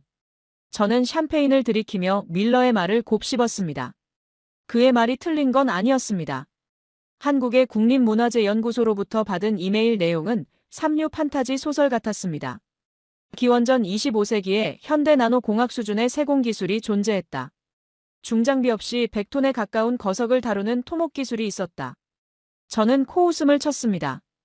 유럽의 로마나 그리스, 이집트 문명조차 도달하지 못했던 기술을 아시아에, 그것도 중국의 변방이라 여겨졌던 작은 반도 국가가 보유했었다니. 이것은 분명 민족주의에 취한 학자들의 허황된 망상일 것이라고 확신했습니다. 저는 그들의 거짓말을 과학적으로 낱낱이 밝혀내 다시는 밀러 같은 녀석들이 비웃지 못하게 만들겠다는 오만한 사명감을 안고 비행기에 올랐습니다. 인천공항에 도착했을 때 하늘은 마치 제 오만함을 꼬집기라도 하듯 억수 같은 비를 퍼붓고 있었습니다. 잿빛 하늘에서는 천둥이 쳤고 습한 공기가 폐부 깊숙이 들어왔습니다. 마중 나온 한국인 연구원 김 박사는 저의 굳은 표정을 읽었는지 별다른 환영 인사도 없이 저를 검은색 SUV에 태웠습니다. 호텔로 가는 겁니까? 제가 퉁명스럽게 묻자 김 박사는 핸들을 꽉 쥐며 짧게 답했습니다. 아니요, 교수님. 박물관의 유리 진열장 안에 있는 죽은 유물은 교수님의 의심을 거두기에 부족할 겁니다. 우리는 진짜 현장으로 갑니다.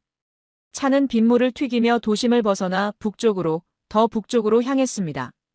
회색빛 건물들이 사라지고 짙은 안개에 쌓인 숲과 거친 들판이 나타나기 시작했습니다.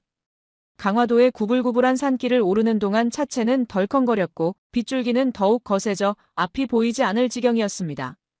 비좁은 차 안, 눅눅한 가죽 시트 냄새, 그리고 말없는 가이드. 모든 것이 최악이었습니다. 마침내 차가 멈춰선 곳은 바퀴가 반쯤 잠길 정도로 진흙탕이 된 산비탈이었습니다. 내리시죠. 교수님이 직접 눈으로 확인하셔야 할 것이 저 위에 있습니다. 김 박사의 말에 저는 마지못해 우산을 펴들고 차에서 내렸습니다. 질퍽이는 진흙이 이탈리아제 구두를 더럽혔고 차가운 빗방울이 코트 자락을 적셨습니다. 도대체 뭘 보여주겠다는 거야? 투덜거리며 미끄러운 언덕을 올랐을 때 안개가 걷히며 거대한 실루엣 하나가 제 시야를 가로막았습니다. 그 순간 저는 저도 모르게 쥐고 있던 우산을 놓칠 뻔했습니다. 그것은 압도적인 공포였습니다.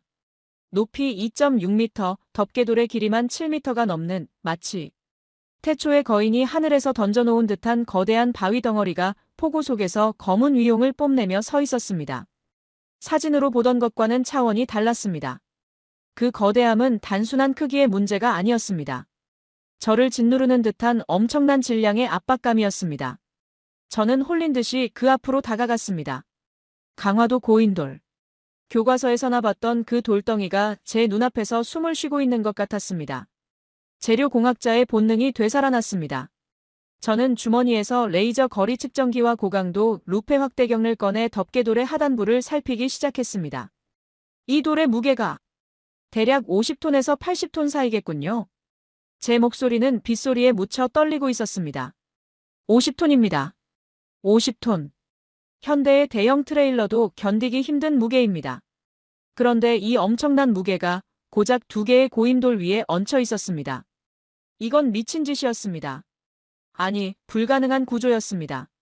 만약 집안이 조금이라도 약하다면 혹은 고인돌의 수평이 1도라도 어긋난다면 중력 가속도에 의해 이 구조물은 순식간에 붕괴되어야 마땅했습니다. 하지만 이 돌은 수천 년의 비바람과 지진, 그리고 지금 쏟아지는 이 폭우 속에서도 미동조차 하지 않고 있었습니다.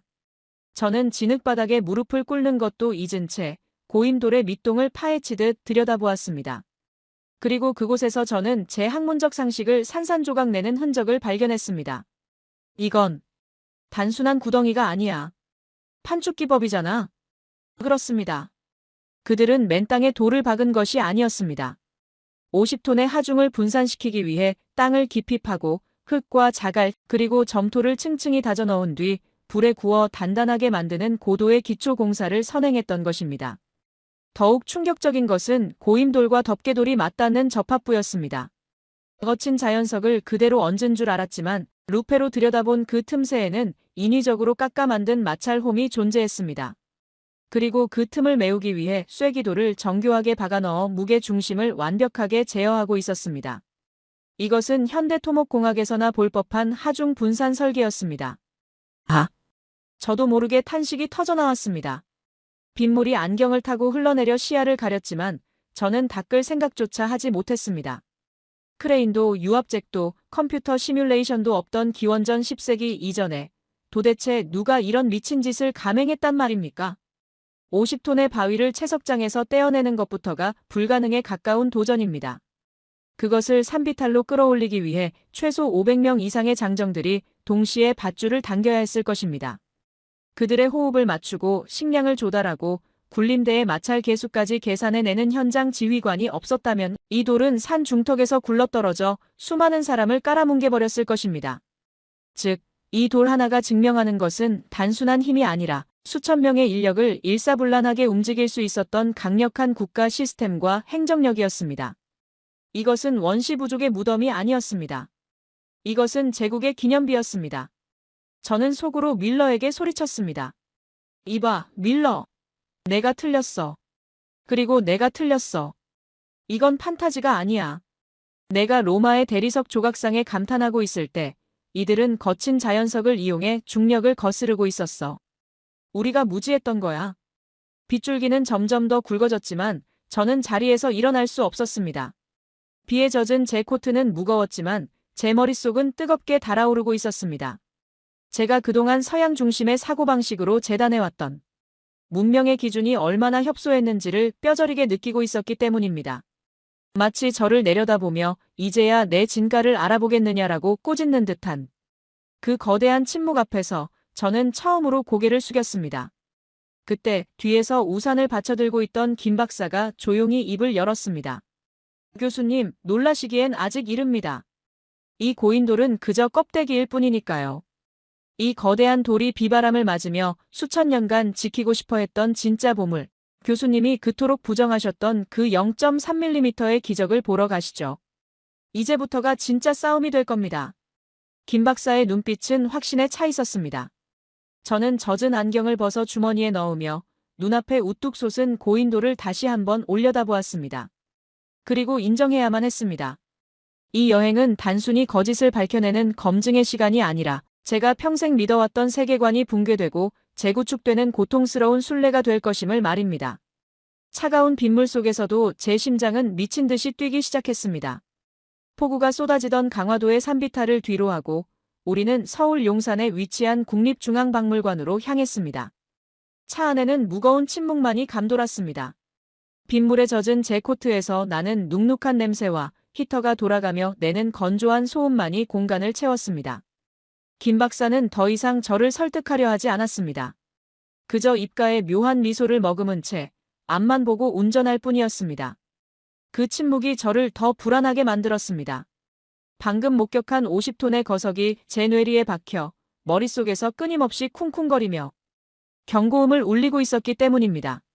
토마스, 내가 알고 있던 고대사는 틀렸을지도 몰라. 준비해. 더 큰 것이 오고 있어. 박물관에 도착했을 때는 이미 해가 저물어 어둠이 깔린 뒤였습니다. 우리는 일반 관람객이 이용하는 정문이 아닌 관계자들만 출입하는 지하 화물 전용 입구를 통해 들어갔습니다. 육중한 이중 철문이 굉음을 내며 열리고 차가운 공기가 폐부 깊숙이 들어왔습니다. 수장고로 향하는 긴 복도는 마치 병원 수술실처럼 서늘하고 멸균된 냄새가 났습니다. 김 박사는 보안 카드를 3번이나 찍고 마지막으로 홍채 인식까지 거친 뒤에야 가장 깊숙한 방, 특수 지정 문화재 보존실의 문을 열었습니다. 박사님, 안경을 닦으시죠. 그리고 이 면장갑을 끼십시오.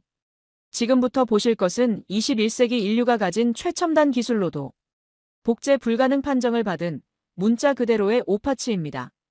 김 박사가 건넨 흰 장갑을 끼는 제 손은 미세하게 떨리고 있었습니다. 방 중앙, 완벽하게 조도와 습도가 조절된 특수 진열장 안에 검붉은 녹이 쓴 청동. 유물 2점이 놓여 있었습니다. 첫 번째로 제 눈길을 끈 것은 독특한 곡선을 가진 검이었습니다. 바로 비파형 동검이었습니다. 저는 유럽과 중국의 수많은 청동검을 보아왔지만 이런 형태는 난생 처음이었습니다. 중국의 동검이 직선적이고 투박하다면 이 검은 마치 악기 비파처럼 우아한 곡선을 그리며 하단부가 불룩하게 튀어나와 있었습니다. 저는 루페를 눈에 갖다 대고 검의 날을 살폈습니다. 그리고 즉시 무언가 이상함을 감지했습니다. 잠깐, 이건 주조 방식이 다릅니다. 보통 고대 청동검은 손잡이와 칼날을 한 번에 찍어내는 일체형이 상식입니다. 그게 내구성을 확보하기 쉽고 공정이 단순하니까요. 그런데 이 검은 조립식이군요. 정확히 보셨습니다. 김 박사가 고개를 끄덕였습니다. 칼날과 손잡이를 따로 만들어 결합하는 방식이죠. 박사님, 재료공학자로서 이게 무엇을 의미하는지 아시겠죠? 저는 마른 침을 삼켰습니다. 머릿속에서 톱니바퀴가 빠르게 돌아갔습니다. 칼날과 손잡이를 분리해서 만든다. 이것은 단순히 멋을 부리기 위함이 아니었습니다. 이것은 모듈화였습니다. 전쟁터에서 칼날이 부러지면 날만 갈아 끼우고 손잡이가 망가지면 손잡이만 교체할 수 있는 시스템. 이것은 현대 군수 산업에서나 볼 수 있는 부품 호환성과 표준화의 개념이 기원전 10세기 이전에 이미 적용되었다는 뜻입니다. 게다가 칼날 중앙에 척추처럼 솟아있는 등날은 찌르는 힘을 극대화하면서도 칼이 휘어지는 것을 막아주는 완벽한 역학적 구조를 갖추고 있었습니다. 이들은 대장장이가 아니었습니다. 엔지니어였습니다. 제가 중얼거렸습니다. 하지만 진짜 충격은 그 옆에 놓인 작은 원형 물건에서 기다리고 있었습니다. 그것이 바로 저를 한국으로 불러들인 문제의 유물, 다뉴세 문경, 잔줄무늬 거울이었습니다. 지름 21cm의 작은 청동 원반. 겉보기에는 그저 빗살 무늬가 새겨진 평범한 장신구 같았습니다. 저는 속으로 비웃음을 흘렸습니다. 고작 이까짓 거울 하나 때문에 여기까지 오게 했나? 하지만 김 박사는 아무 말 없이 대형 모니터와 연결된 고해상도 전자현미경의 전원을 켰습니다. 화면에 거울의 표면이 100배로 확대되어 나타나는 순간 맙소사! 저는 비명을 지르며 뒤로 물러섰습니다. 의자가 바닥에 끌리며 날카로운 소리를 냈지만 귀에 들어오지도 않았습니다. 모니터 속 세상은 미친 광기의 집합체였습니다. 그 좁은 원판 안에 육안으로는 보이지도 않던 미세한 선들이 거대한 우주처럼 펼쳐져 있었습니다. 선 하나의 굵기는 머리카락 굵기의 3분의 1 수준인 0.3mm. 선과 선 사이의 간격 또한 0.3mm로 일정했습니다. 그 얇은 선들이 무려 13,000개나 빼곡하게 단 한 치의 오차도 없이 동심원을 그리며 얽혀 있었습니다. 더욱 경악스러운 것은 선의 깊이였습니다. 0.06mm. 종이 한 장 두께보다 얇은 깊이로 일정하게 파여 있었습니다. 이게 말이 됩니까? 컴퓨터도 없던 시절에? 확대경도 없던 시절에? 저는 떨리는 손으로 모니터를 가리켰습니다. 박사님, 이건 사람이 손으로 그린 게 아닙니다. 콤파스를 썼다고 칩시다. 하지만 13,000번을 돌리는 동안 중심축이 단 한 번도 흔들리지 않았다고요. 진흙 거푸집에 이 얇은 선을 새기다가 한 번이라도 손이 미끄러지면 전체를 망치는데 수정도 불가능한 공정을 성공시켰다고요. 이건 확률적으로 불가능합니다. 그 순간 저는 현미경 모니터 속의 그 기하학적인 선들 속으로 빨려 들어가는 듯한 현기증을 느꼈습니다. 그리고 제 눈앞에 믿을 수 없는 환영이 펼쳐지기 시작했습니다. 시공간이 뒤틀리며 저는 2400년 전 고조선의 어느 뜨거운 대장간 한가운데 서 있었습니다. 숨이 막힐 듯한 열기, 숯이 타오르는 냄새. 그 한가운데에 이름 모를 장인 한 명이 앉아 있습니다. 그는 상의를 탈의한 채 가부좌를 틀고 앉아 있습니다. 그의 온몸은 땀으로 번들거리지만 그는 땀을 닦을 생각조차 하지 않습니다. 그의 손에는 머리카락보다 얇은 침이 들려 있습니다.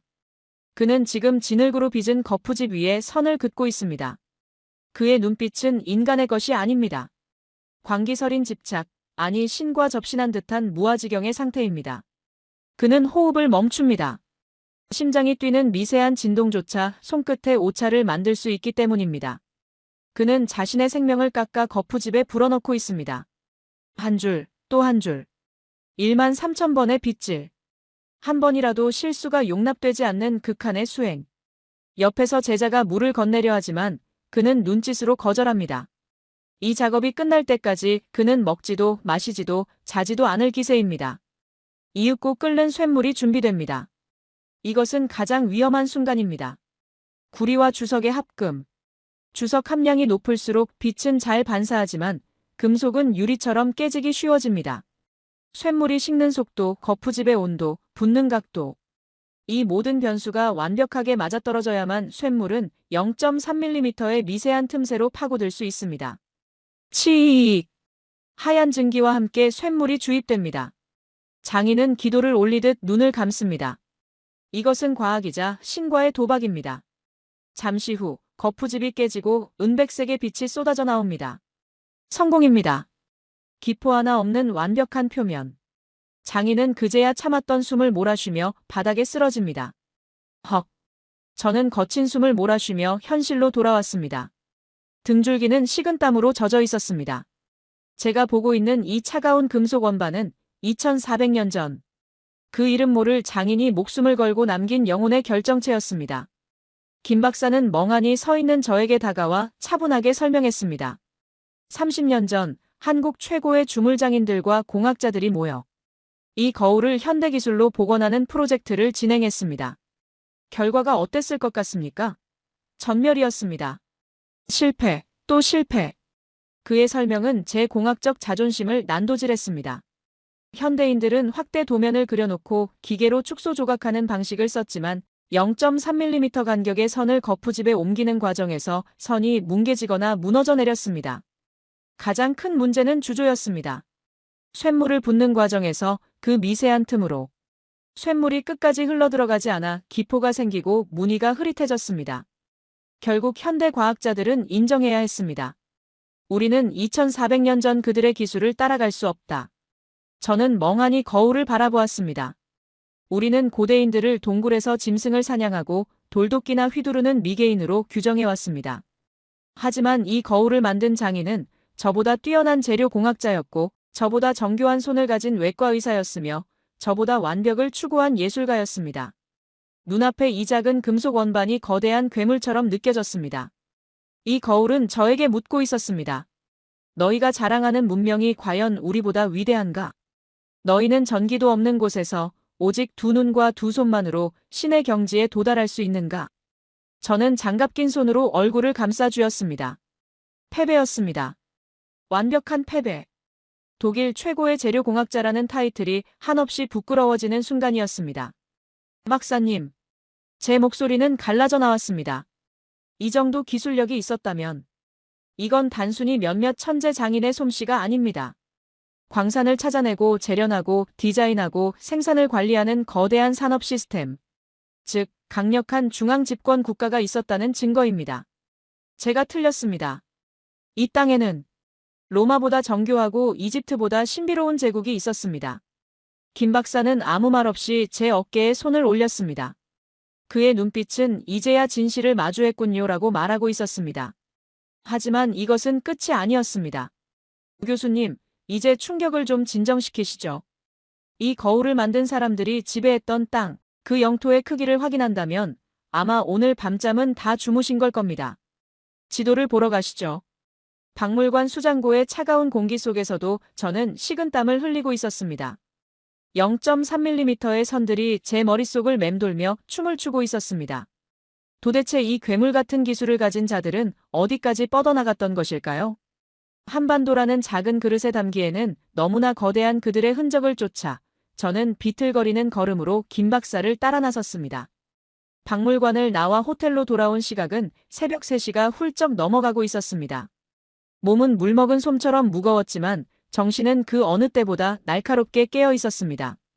창밖에는 서울의 밤비가 그치고 도시의 불빛이 아른거렸지만 제 귀에는 2400년 전의 거친 바람소리와 말발굽 소리가 환청처럼 들려오고 있었습니다. 저는 룸서비스로 시킨 식은 커피를 단숨에 들이키고 김 박사가 건네준 두툼한 자료집과 지도를 책상 위에 넓게 펼쳤습니다. 김 박사가 헤어지기 전 남긴 말이 뇌리에서 떠나지 않았기 때문입니다. 박사님, 오파치라는 말을 아시죠? 오늘 보신 그 거울과 검은 단순한 유물이 아닙니다. 그 시대를 초월해버린 기술이자 그 기술을 가능케 했던 거대 시스템의 증거입니다. 저는 떨리는 손으로 가방에서 붉은색 플러스펜을 꺼냈습니다. 그리고 오늘 박물관에서 확인했던 비파형 동검과 고인돌이 출토된 지역들을 지도 위에 하나하나 점으로 찍어 연결해 보았습니다. 그들이 가진 0.3mm의 기술력이 이토록 엄청났다면 그들의 영향력이 미쳤던 땅의 크기 또한 결코 작지 않았을 것이라는 가설을 검증해야만 했습니다. 사각사각. 펜촉이 종이 위를 달리는 소리만이 적막한 방안을 채웠습니다. 한반도 남쪽 끝 해남에서 시작된 붉은 점들은 전라도와 경상도를 지나 충청도와 경기도를 거쳐 북쪽 평양으로 거침없이 뻗어 올라갔습니다.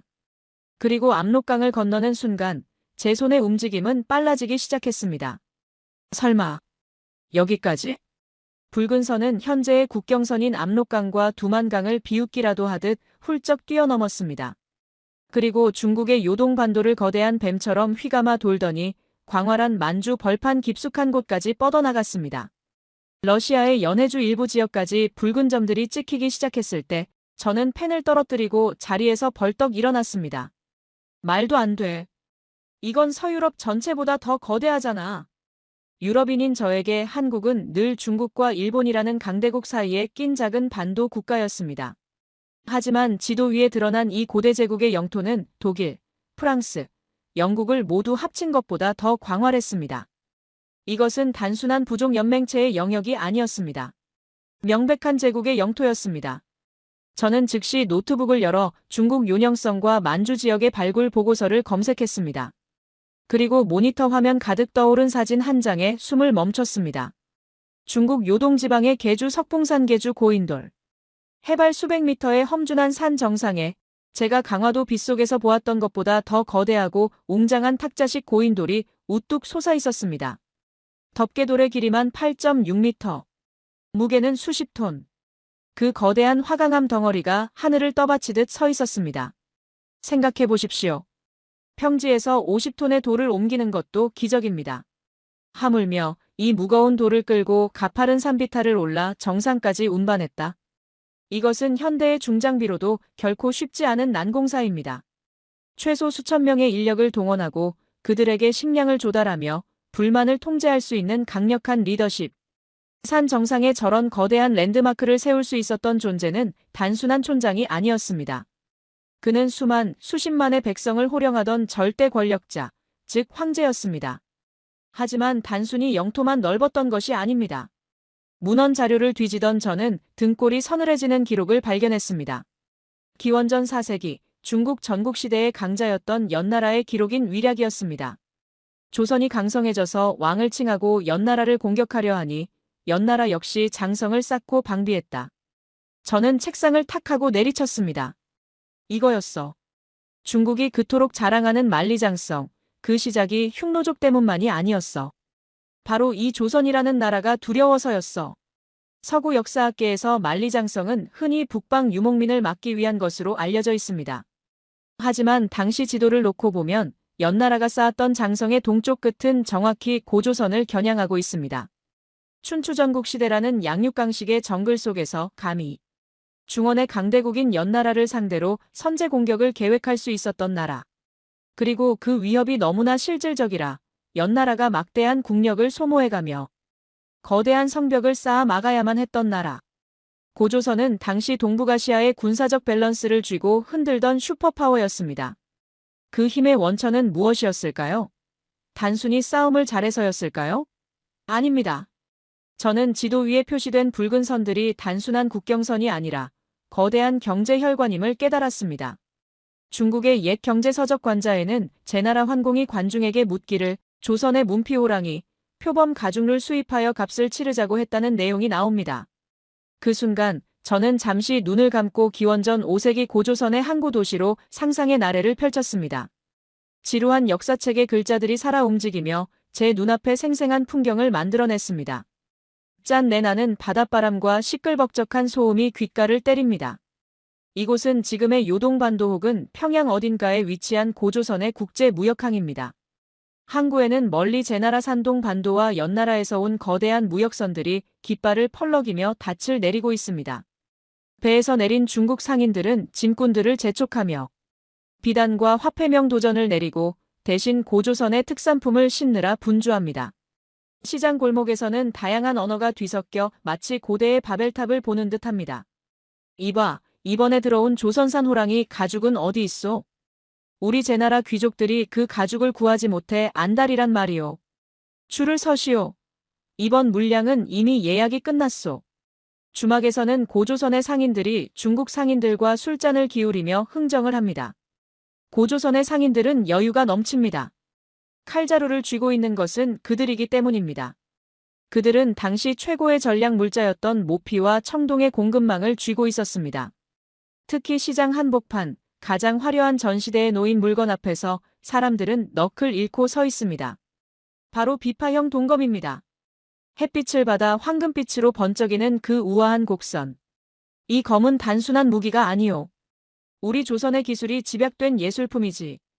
이걸 차지 않고서는 어디 가서 대장부 대접받기 힘들 거요. 중국의 군벌들도 만주의 족장들도 이 검을 구하기 위해 앞다퉈 돈을 지불합니다. 이 검을 찾다는 것은 곧 당대 최고의 선진국인 고조선과 연결되어 있음을 과시하는 최고의 명품이자 신분증이었으니까요. 저는 눈을 떴습니다. 심장이 두근거렸습니다. 이것이 바로 고대판 한류, K-웨이브이자 동북아 무역 허브로서의 고조선의 위상이었습니다. 재료공학자인 저를 더욱 전율케 한 것은 청동 카르텔의 가능성이었습니다. 청동의 핵심 재료인 주석은 고대 세계에서 매우 희귀한 자원이었습니다. 하지만 고조선의 영토인 한반도 북부와 만주는 광물 자원의 보고입니다. 어제 보았던 다뉴세 문경과 비파형 동검의 완벽한 합금 비율은 고조선이 청동의 원료 채굴부터 재련, 가공, 유통에 이르는 전 과정을 완벽하게 장악하고 있었음을 증명합니다. 마치 현대의 산유국들이 석유를 무기로 삼듯 고조선은 고품질의 청동 무기와 도구를 주변국에 공급하거나 통제함으로써 막강한 외교적 영향력을 행사했을 것입니다. 그들은 칼만 잘 쓰는 야만인이 아니라 계산기를 두드릴 줄 아는 노련한 국제 무역상이자 경영자였습니다. 문화적 통일성 또한 놀랍습니다. 이 광활한 영토 어디에서나 발견되는 미송리형 토기. 중국의 것과는 확연히 다른 손잡이가 달린 이 독특한 항아리는 압록강 너머 만주 사람들과 한강 유역의 사람들이 같은 음식을 먹고 같은 생활 양식을 공유했다는 움직일 수 없는 증거입니다. 그들은 언어와 문화 그리고 피를 나눈 거대한 운명 공동체였습니다. 새벽 4시 저는 창가에 서서 비 그친 서울의 새벽 풍경을 바라보았습니다. 멀리 한강 다리 위를 달리는 차들의 불빛이 보였습니다. 좁은 국토, 자원 하나 없는 이 나라가 어떻게 반도체와 조선업, 자동차 산업으로 세계 1위를 다투는 저력을 발휘할 수 있었는지 이제야 그 수수께끼가 풀리는 기분이었습니다. 너희는 원래 대륙을 경영하던 민족이었구나. 지금 한국인들의 혈관 속에는 2500년 전 만주의 거친 바람을 맞으며 말을 달리고 거대한 바위를 떡 주무르듯 다루며 청동 네트워크로 동북아 경제를 지배했던 그 제국의 DNA가 여전히 펄펄 끓고 있었던 것입니다. 그들은 갑자기 튀어나온 돌연변이가 아니라 수천 년을 이어온 엔지니어이자 경영자의 피를 물려받은 적통 후계자들이었습니다. 군사대국이자 경제대국 그리고 기술대국이었던 고조선. 그들은 무력이 아닌 시스템으로 동북아시아를 지배했습니다. 하지만 이렇게 완벽해 보이는 제국에도 아킬레스건은 있었을까요? 아니, 오히려 그들은 이 거대한 부와 힘을 유지하기 위해 더 치밀한 내부 통제 시스템을 갖춰야만 했을 것입니다. 내일 제가 확인하게 될 하늘을 읽는 기술은 바로 그 내부 결속을 위한 지배층의 필사적인 노력이자 백성을 향한 따뜻한 과학이었음을 이때는 미처 짐작하지 못했습니다. 다음 날 아침 김 박사는 충혈된 눈으로 로비에 나타난 저를 데리고 서울 근교의 고대 천문학 연구센터로 향했습니다. 차 안에서 그는 제게 의미심장한 말을 건넸습니다. 교수님, 어젯밤 확인하신 제국의 거대한 영토와 경제력이 고조선의 하드웨어였다면 오늘 확인하실 것은 그 거구를 움직이게 했던 소프트웨어, 즉 그들의 과학과 철학입니다. 진짜 감동은 여기서부터 시작되죠. 연구센터의 문을 열고 들어서자 칠판과 성도별자리 지도가 가득한 방 한가운데에 평안남도에서 발견된 한 고인돌의 덮개돌 표면을 그대로 떠낸 거대한 탁본이 걸려 있었습니다. 교수님, 이 구멍들이 무엇으로 보이십니까? 저는 안경을 고쳐 쓰고 탁본을 자세히 들여다보았습니다. 거친 바위 표면에 크고 작은 구멍들이 불규칙하게 뚫려 있었습니다. 언뜻 보기에는 그저 오랜 세월 비바람에 깎인 풍화 흔적이거나 아이들이 돌멩이를 던져 생긴 장난 자국 같았습니다. 글쎄요.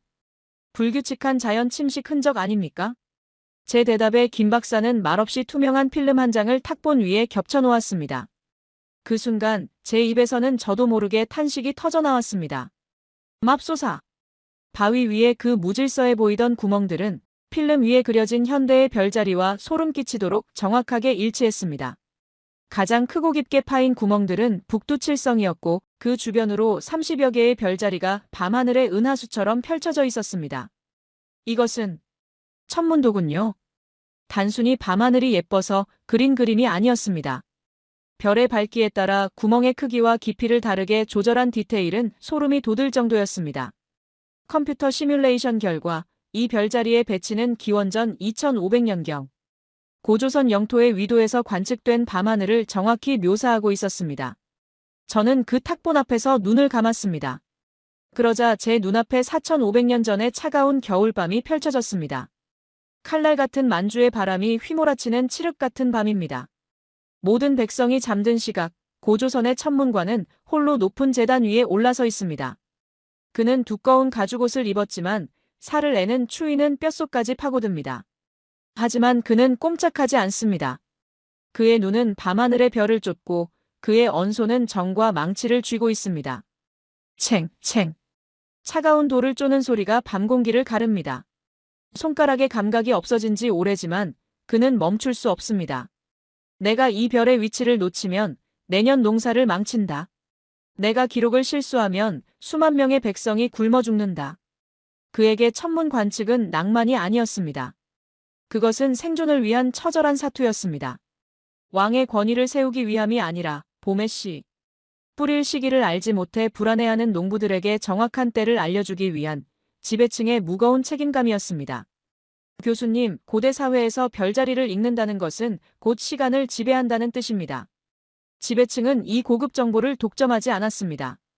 그들은 마을 사람들이 매일 오가며 볼 수 있는 거대한 고인돌, 뚜껑돌 위에 이 지식을 새겨 넣어 공유했습니다. 김 박사의 설명에 저는 가슴이 먹먹해졌습니다. 이것은 거대한 공공시계이자 백성을 널리 이롭게 하려는 고도의 복지 시스템이었습니다.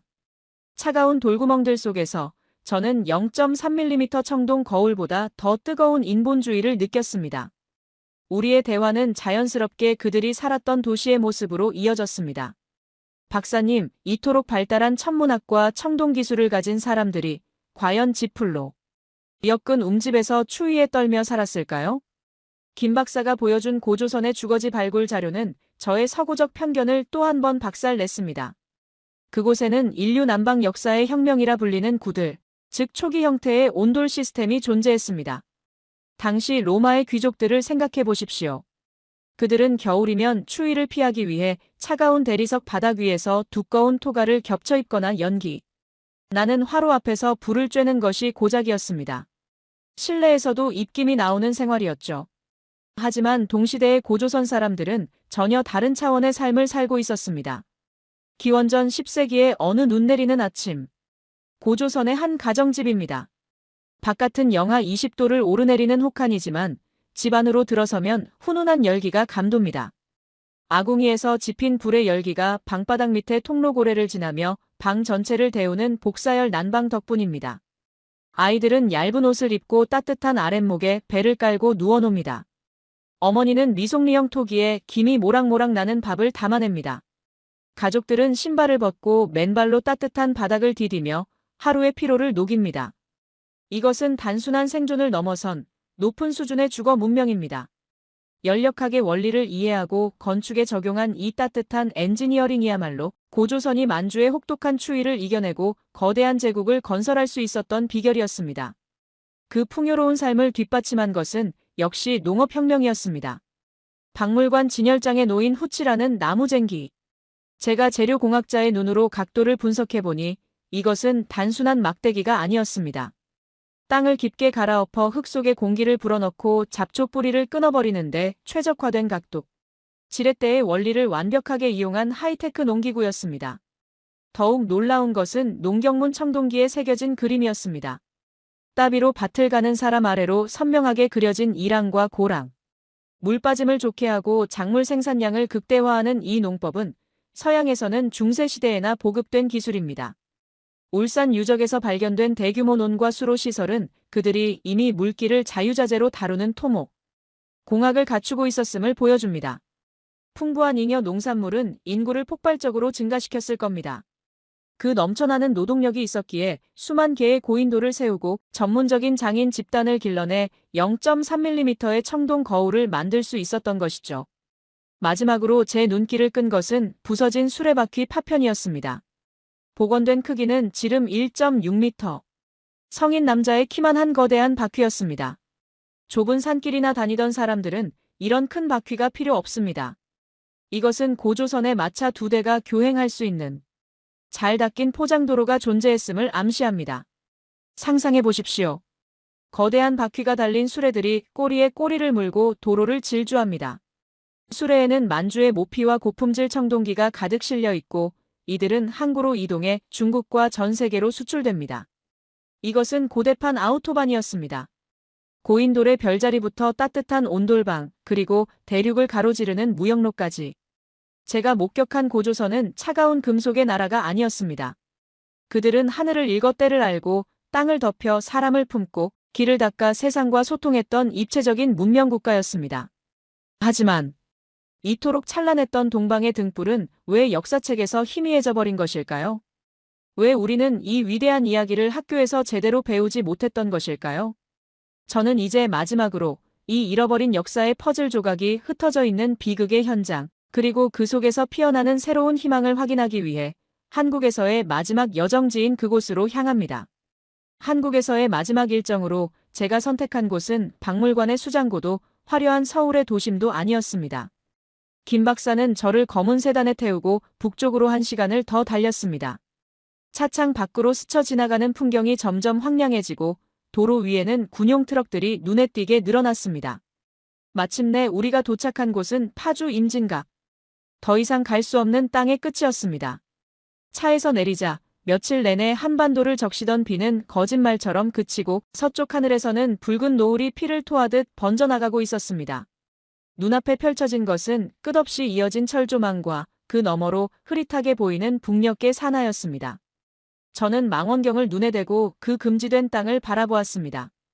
아무런 인기척도 느껴지지 않는 칠흑 같은 침묵의 땅. 저는 그곳을 바라보며 형언할 수 없는 탄식과 함께 가슴을 짓누르는 안타까움을 내뱉어야만 했습니다. 아, 그래서였군요. 제가 어젯밤 그토록 열렬히 그렸던 지도가 끝내 완성될 수 없었던 이유가 호텔방에서 붉은 펜으로 점을 이어가며 복원하려 애썼던 고조선의 영토. 해남 땅끝에서 시작되어 평양을 지나 압록강 넘어 만주 벌판으로 호랑이처럼 뻗어나가던 그 거대한 등줄기가 바로 이곳에서 무참히 허리가 잘린 채 신음하고 있었습니다. 우리가 그토록 경악했던 0.3mm의 청동 거울 기술, 50톤의 바위를 떡 주무르듯 다루던 토목 기술, 그리고 밤하늘의 별을 읽어 백성을 먹이던 그 위대한 지혜. 이 찬란한 유산의 절반 이상은 저 녹슨 철조망 넘어 갈 수 없는 땅의 차가운 흙 속에 갇혀 침묵하고 있었습니다. 문헌에 따르면 평양의 대동강 유역에서는 지금도 비파형 동검이 쏟아져 나오고 황해도 구월산에는 단군과 관련된 거대한 유적들이 잠들어 있다고 합니다. 하지만 남쪽의 학자들은 그 실체를 만져볼 수 없어 문헌에만 의지해야 하고 북쪽의 유물들은 세계학계에 제대로 소개될 기회조차 얻지 못한 채 어둠 속에서 잊혀져 가고 있습니다. 이것은 단순히 한 민족의 비극이 아닙니다. 이것은 인류 역사의 거대한 손실입니다. 세계사 교과서는 아직 고조선을 제대로 기록하지 않고 있습니다. 왜냐고요? 가장 중요한 증거들이 분단이라는 감옥에 갇혀 서구학계의 검증을 받지 못하고 있기 때문입니다. 만약 저 휴전선이 거치고 남과 북의 고고학자들이 손을 맞잡고 만주 벌판과 한반도 전체를 아우르는 공동 발굴 조사를 시작한다면 과연 어떤 일이 벌어질까요? 저는 감히 확신합니다. 그날 세계사는 다시 쓰이게 될 것입니다. 이집트의 피라미드나 로마의 콜로세움과 어깨를 나란히 할 아니. 그보다 더 독창적이고 평화를 사랑했던 동방의 등불 같은 제국의 실체가 만천하에 드러날 것입니다. 고조선은 신화라는 낡은 액자에서 걸어나와 명백한 역사의 재단 위에 화려하게 부활할 것입니다. 독일로 돌아가는 루프트한자 비행기 안에서 저는 창밖으로 멀어지는 한반도의 야경을 내려다보며 깊은 상념에 잠겼습니다. 38선 이북은 불빛 하나 없는 칠흑 같은 어둠의 바다였고 그 아래 남쪽은 마치 보석함을 엎어놓은 듯 찬란하게 빛나는 빛의 바다였습니다. 그 극명한 대비를 바라보던 순간 제 머릿속을 스치고 지나가는 강렬한 깨달음이 있었습니다. 저 남쪽의 불빛들은 단순한 전기 조명이 아니다. 사람들은 지난 반세기 동안 한국이 이룩한 경제성장을 한강의 기적이라고 부릅니다. 전쟁의 폐허 속에서 아무런 자원도 없이 세계 10대 경제대국으로 도약한 것을 두고 우연이나 지독한 노력의 산물이라고 말하기도 하죠. 하지만 저는 이제 전 세계를 향해 단호하게 외칠 수 있습니다. 그것은 기적이 아니었다. 그것은 부활이었다. 생각해 보십시오. 손톱만 한 반도체 칩 안에 나노 단위의 회로를 그려 넣으며 세계 메모리 시장을 제패한 현대 한국 엔지니어들의 그 신기에 가까운 손기술. 그것이 과연 갑자기 생겨난 것일까요? 아닙니다. 그것은 2400년 전 0.3mm 간격으로 13,000개의 선을 오차 없이 새겨 넣던 다뉴세 문경장인들의 그 집요한 완벽주의가 수천 년의 세월을 건너뛰어 여러분의 유전자 속에 고스란히 발현된 것입니다. 거친 파도를 헤치고 전 세계의 바다를 누비는 한국의 조선업과 사막 한가운데에 거대한 플랜트를 세우는 건설 역군들의 능력.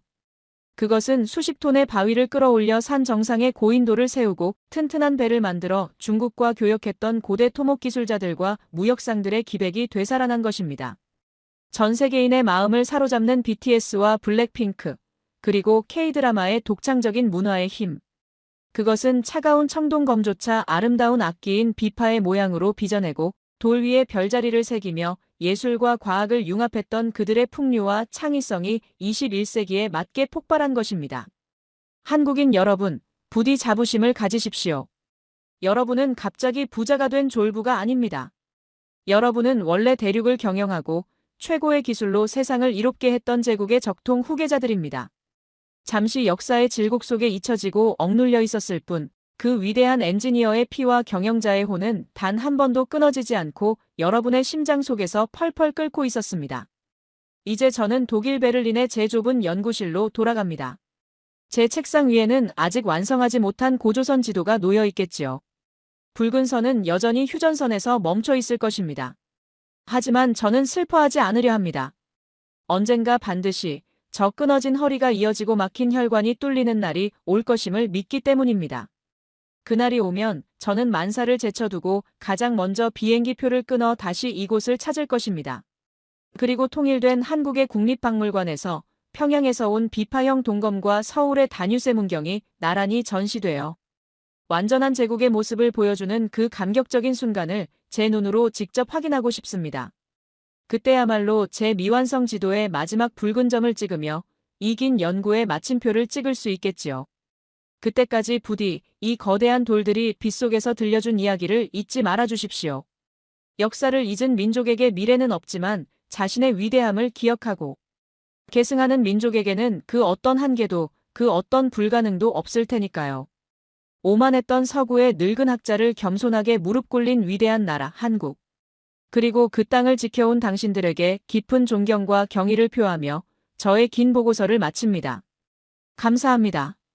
여러분, 오늘의 이야기를 들으니 가슴이 웅장해지지 않으셨습니까?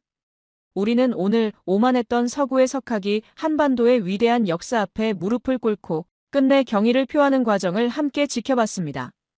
0.3mm의 오차도 허용하지 않았던 신의 기술, 50톤의 거석을 장난감처럼 다루며 대륙을 호령했던 그들의 기백.